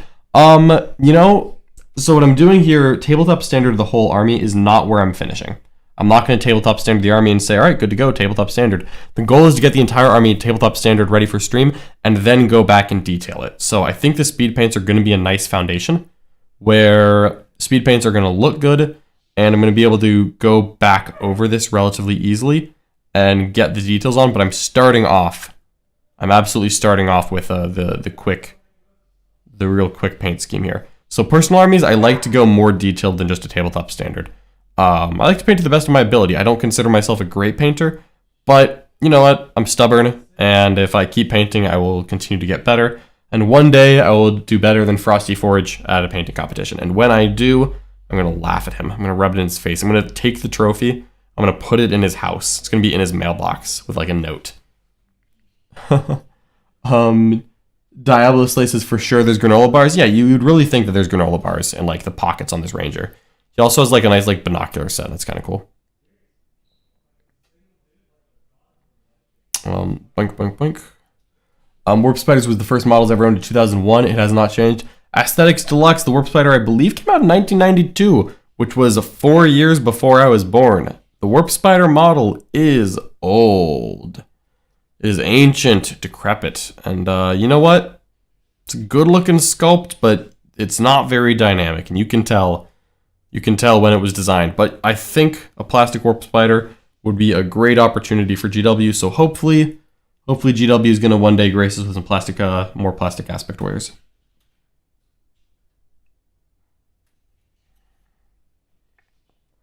Get a little brown there on the face covering, I guess.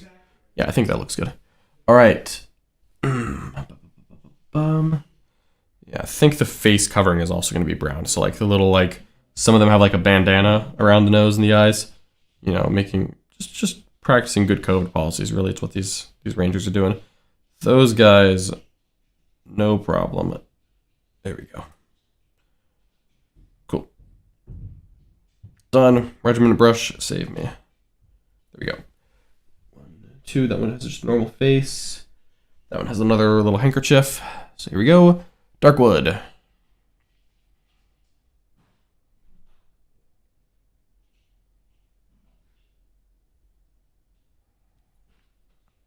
All right, easy.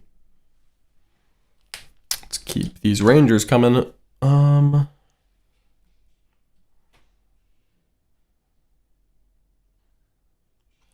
Yep, the batch painting saving me time.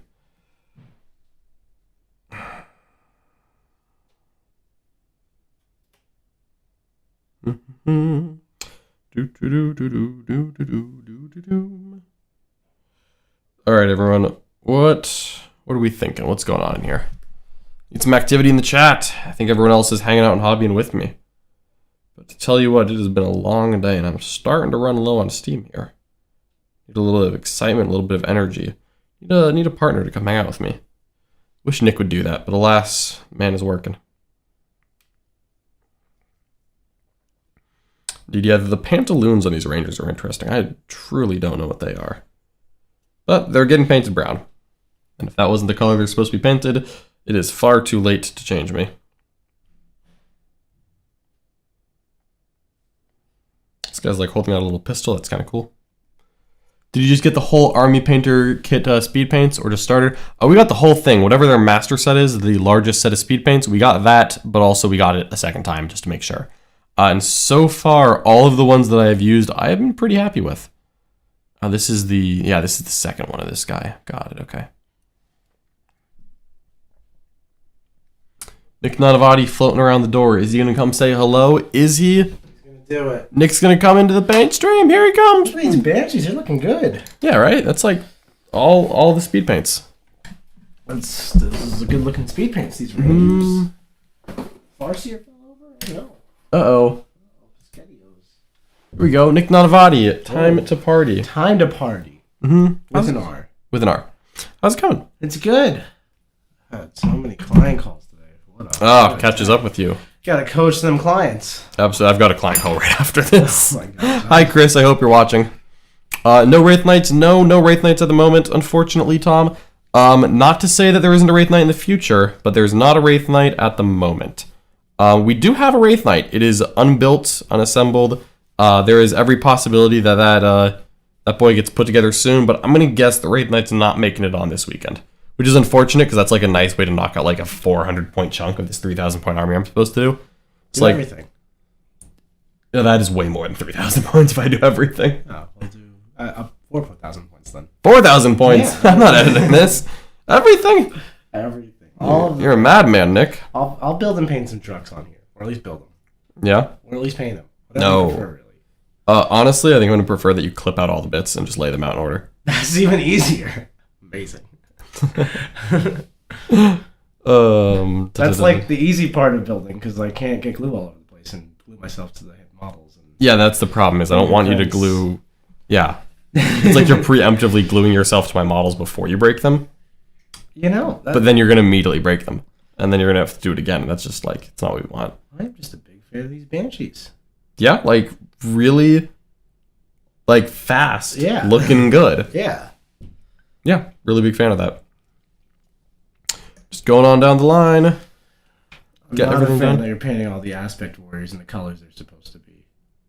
Why not? I wanted them to be matching in like one big cohesive, like everything. If we're doing purple, right, everything would be purple.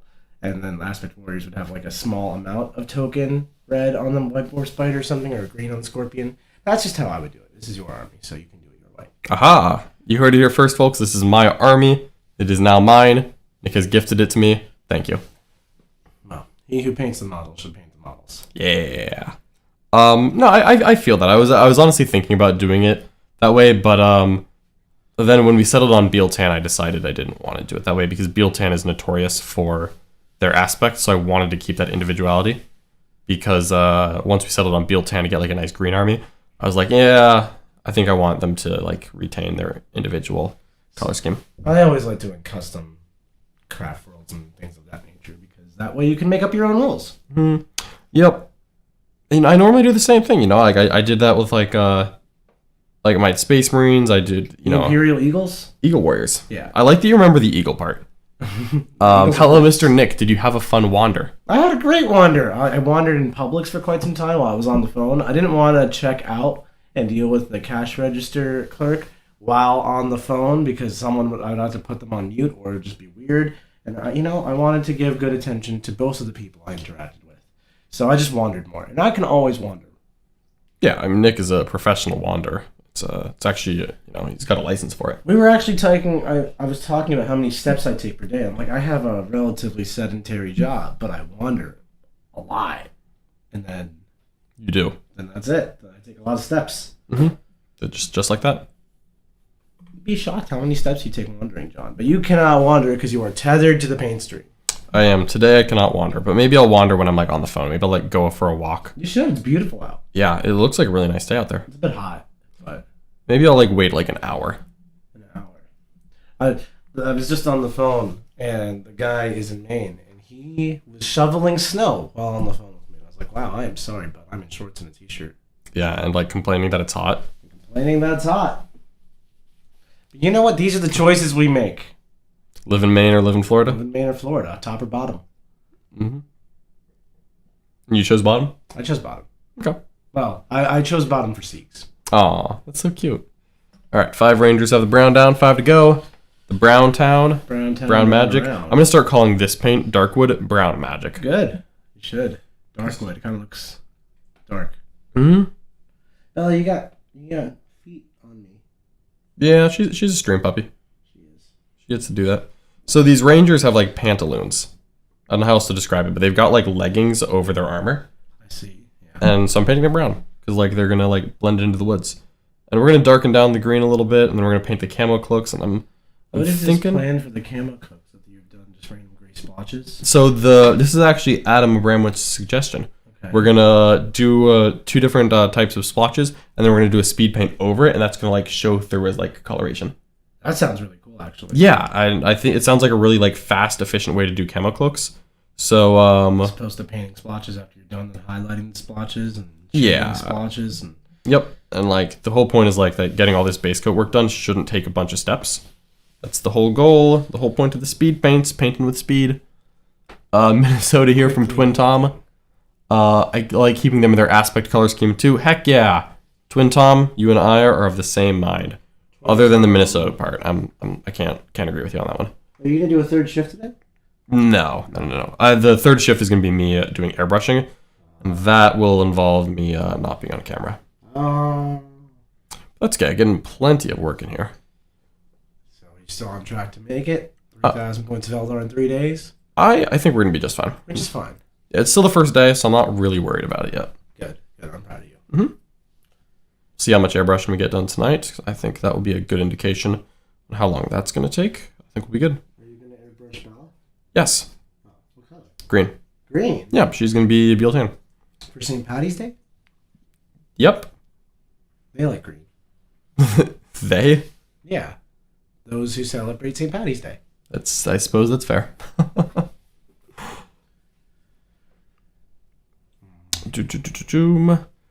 Let's see. This stuff is really fast. I can see that. You've painted a lot. Yeah, It's you been, would. like, not long. Yeah, you would like painting with speed paints, Nick. I'm seeing it. This is like my wash technique that I learned from Army Painter, just refined more. Yep, it's like that, just like faster, Yeah. and it looks pretty good still. Yeah. So I'm happy about this. Yeah, we're gonna get this whole army tabletop by the end of the weekend, and I think some of the models are gonna warrant going back for a little detail, like Jane's are. Jay-Z? Jay-Z is she's gonna get a little bit of extra TLC. It's tender love and care. The Learning Channel. Wow, I've never heard of that. Julie taught me that. Oh, I really think of TLC as like tender love and care. Well, I don't really think of TLC much in my day-to-day, but when I do, I think of it TLC, the Learning Channel now. Thanks to Julie. Thanks to Julie. All right.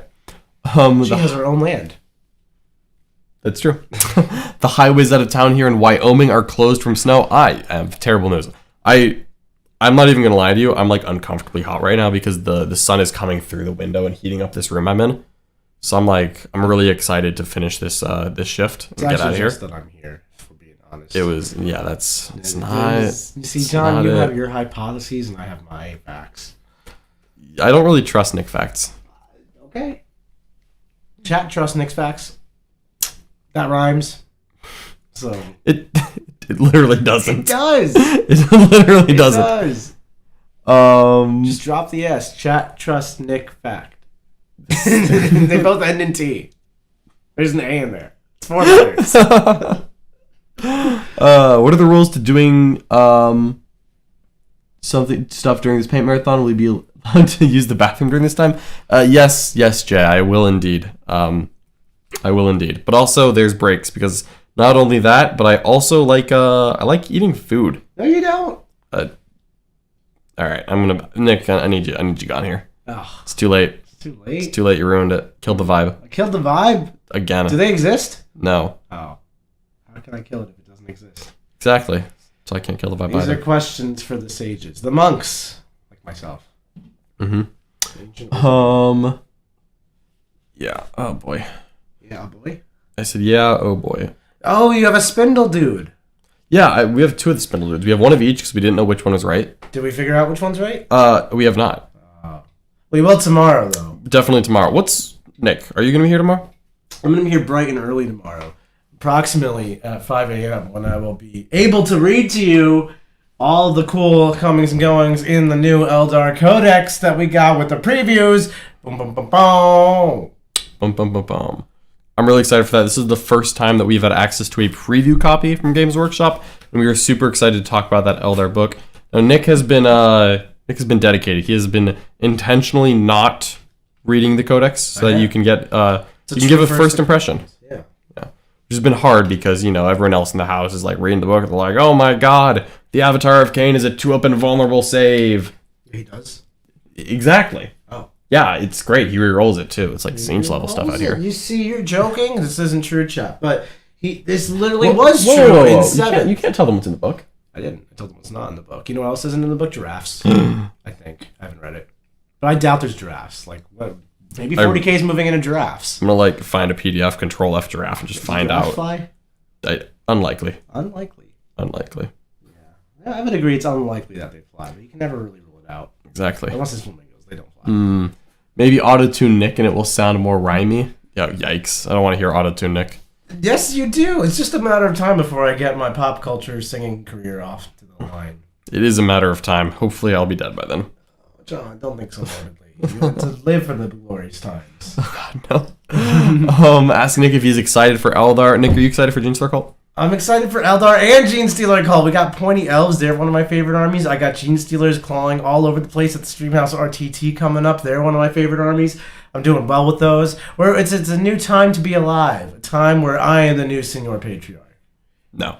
Yeah. You know how that title's earned. Which way is it earned?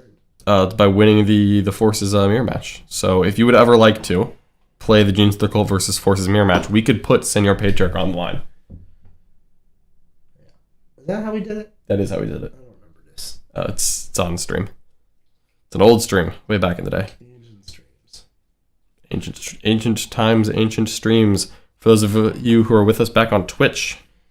Twitch.tv/AOW40K. I would say go there, but There's not much there There's not much anymore. there. Stay here. Please stay here. I wonder if we still have that video of the original Senior Patriarch game. Doesn't matter. Decidedly doesn't matter. No, in that case, you'll never get it back. I mean, what is a nickname? It's just something people call. I would say Nanavati. So once it's really up to the universe. What if I am Senior Patriarch or if you? It's actually not. It's up to you. No. You gave it to me. No. Nah. It's like money. It doesn't mean anything until we all agree it does. But you agreed. Yeah, but we can disagree. We can agree to disagree. Am I Senior Patriarch? We can disagree. So do you think I'm Senior Patriarch? No. All right, that's actually offensive. John, do you find that it's easy to fix mistakes with speed paints? Relatively, yes. Mostly when I have made a small mistake with speed paint, I have just tried to touch it up with a spare brush and some water or like a paper towel, and then I just let it dry and I go over it later. I had a question about speed paints. Yeah. They reactivate with water, right? So like if you get water on them, they'll become paint again, paint-like. So what do you think that means? Because like yes, if you do it like half an hour, not if you do it like the next day.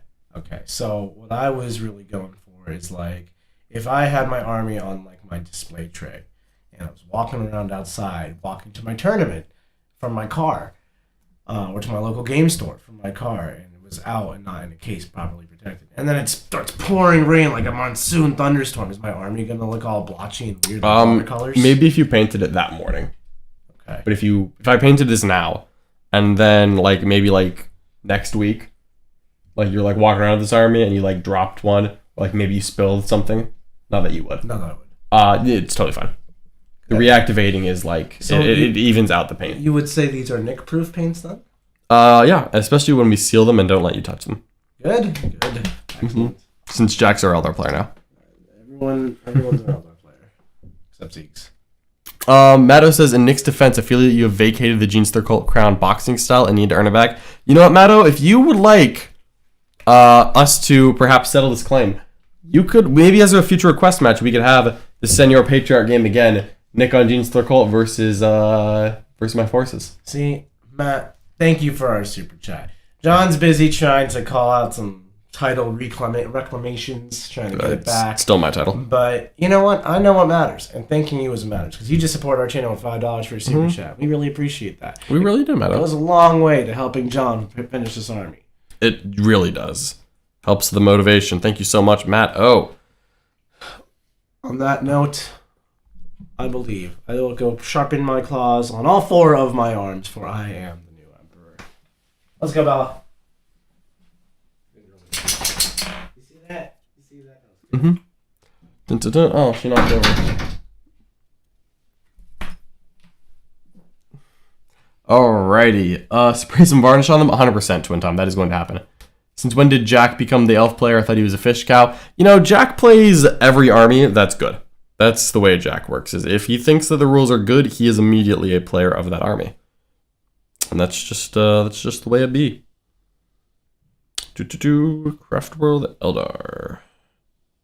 Just trying to work on these rangers. Really getting through this brown. Pretty darn quickly, actually, which is kind of nice. Painting gloves on this boy at the moment. Do all these guys have helmets? Yeah, okay.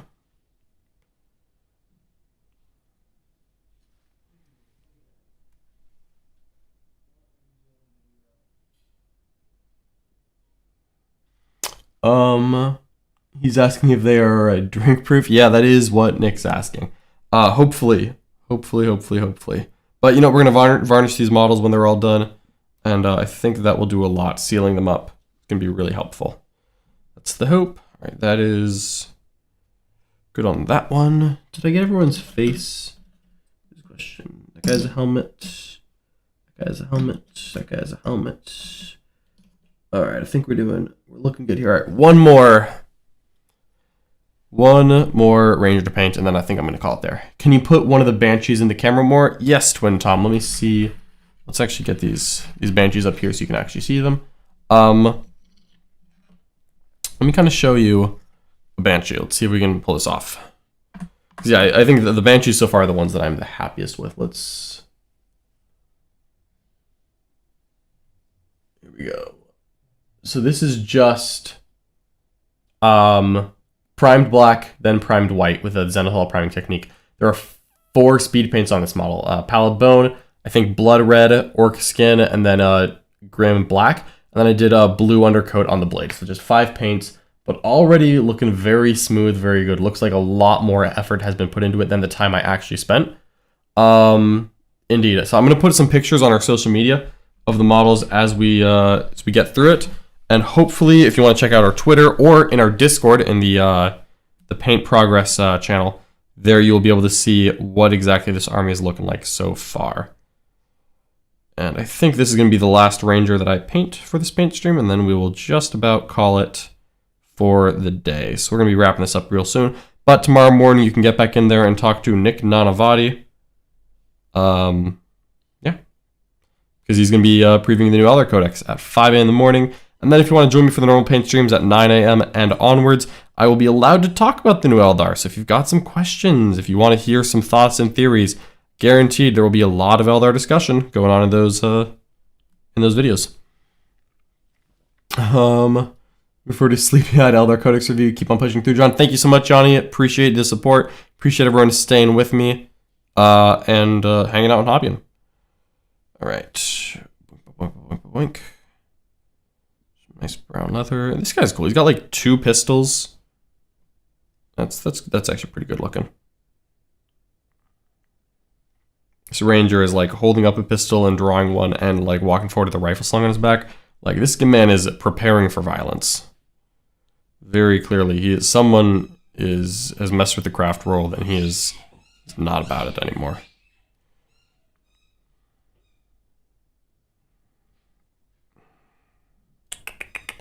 Okay, that looks pretty good. Looks like all the Art of War boys won the second game. Heck yeah, Hoodio, thank you so much for the update. Hopefully the Art of War boys continue to do well and crush their 3rd game of the day. Yeah, hopefully. They're all at the Cherokee Open at the moment. I bet they are kicking butt and taking names with any luck. Let me just see what this looks like on a normal guy. Okay, so that's kind of how that's got it. I was just looking at the the backpacks for the Rangers because they've all got like leather cases on their back that like hold their rifles, which do look pretty cool. But I was curious how much of it is gun and how much of it is the case. It's really what I needed to know. Got a lot of little like doodads hanging on the back. These are pretty good looking models, just detail wise. If you haven't gotten the new plastic Rangers from Eldritch Omen, I think they are a massive upgrade quality wise over the old ones. But I also really disliked the old Ranger models, so any kind of an upgrade here was much appreciated. And I think they did them justice. This is a very, very fun kit. Hopefully they'll release it separately soon for people who perhaps didn't want the Chaos Space Marine half or don't want to get the full box set. But overall, I think this is a great kit. I'm sure they'll sell it separately at some point. And at that point, I am done with that brown. Let's see, is there anywhere else I want to put it while I got a little bit extra? I think I'm just going to do Jane Czar's like ponytail hairband in the same color. I think that's the right place to put it. So just slap a little bit more brown down.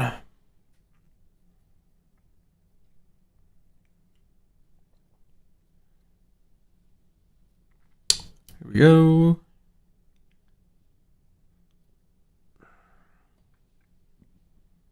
There we are. Okay, so that is good to go. All right, everyone, I think I'm going to call it there for the evening. I am done. Good progress so far. Feel really good about what I was able to get done on stream today. A lot of base coding done on these Eldar troops, but we're going to keep going. The great work continues tomorrow.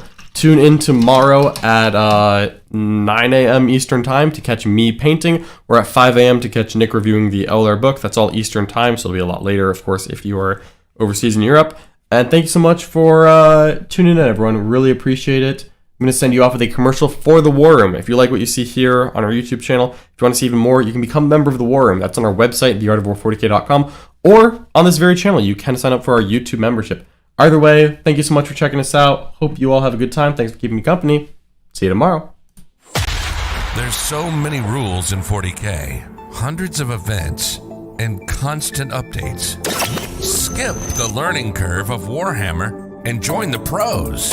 Art of War is led by multiple world champions with decades of success. We teach clinics, stream games, and inspire you to succeed at your favorite hobby. Join our global community of gamers just like you.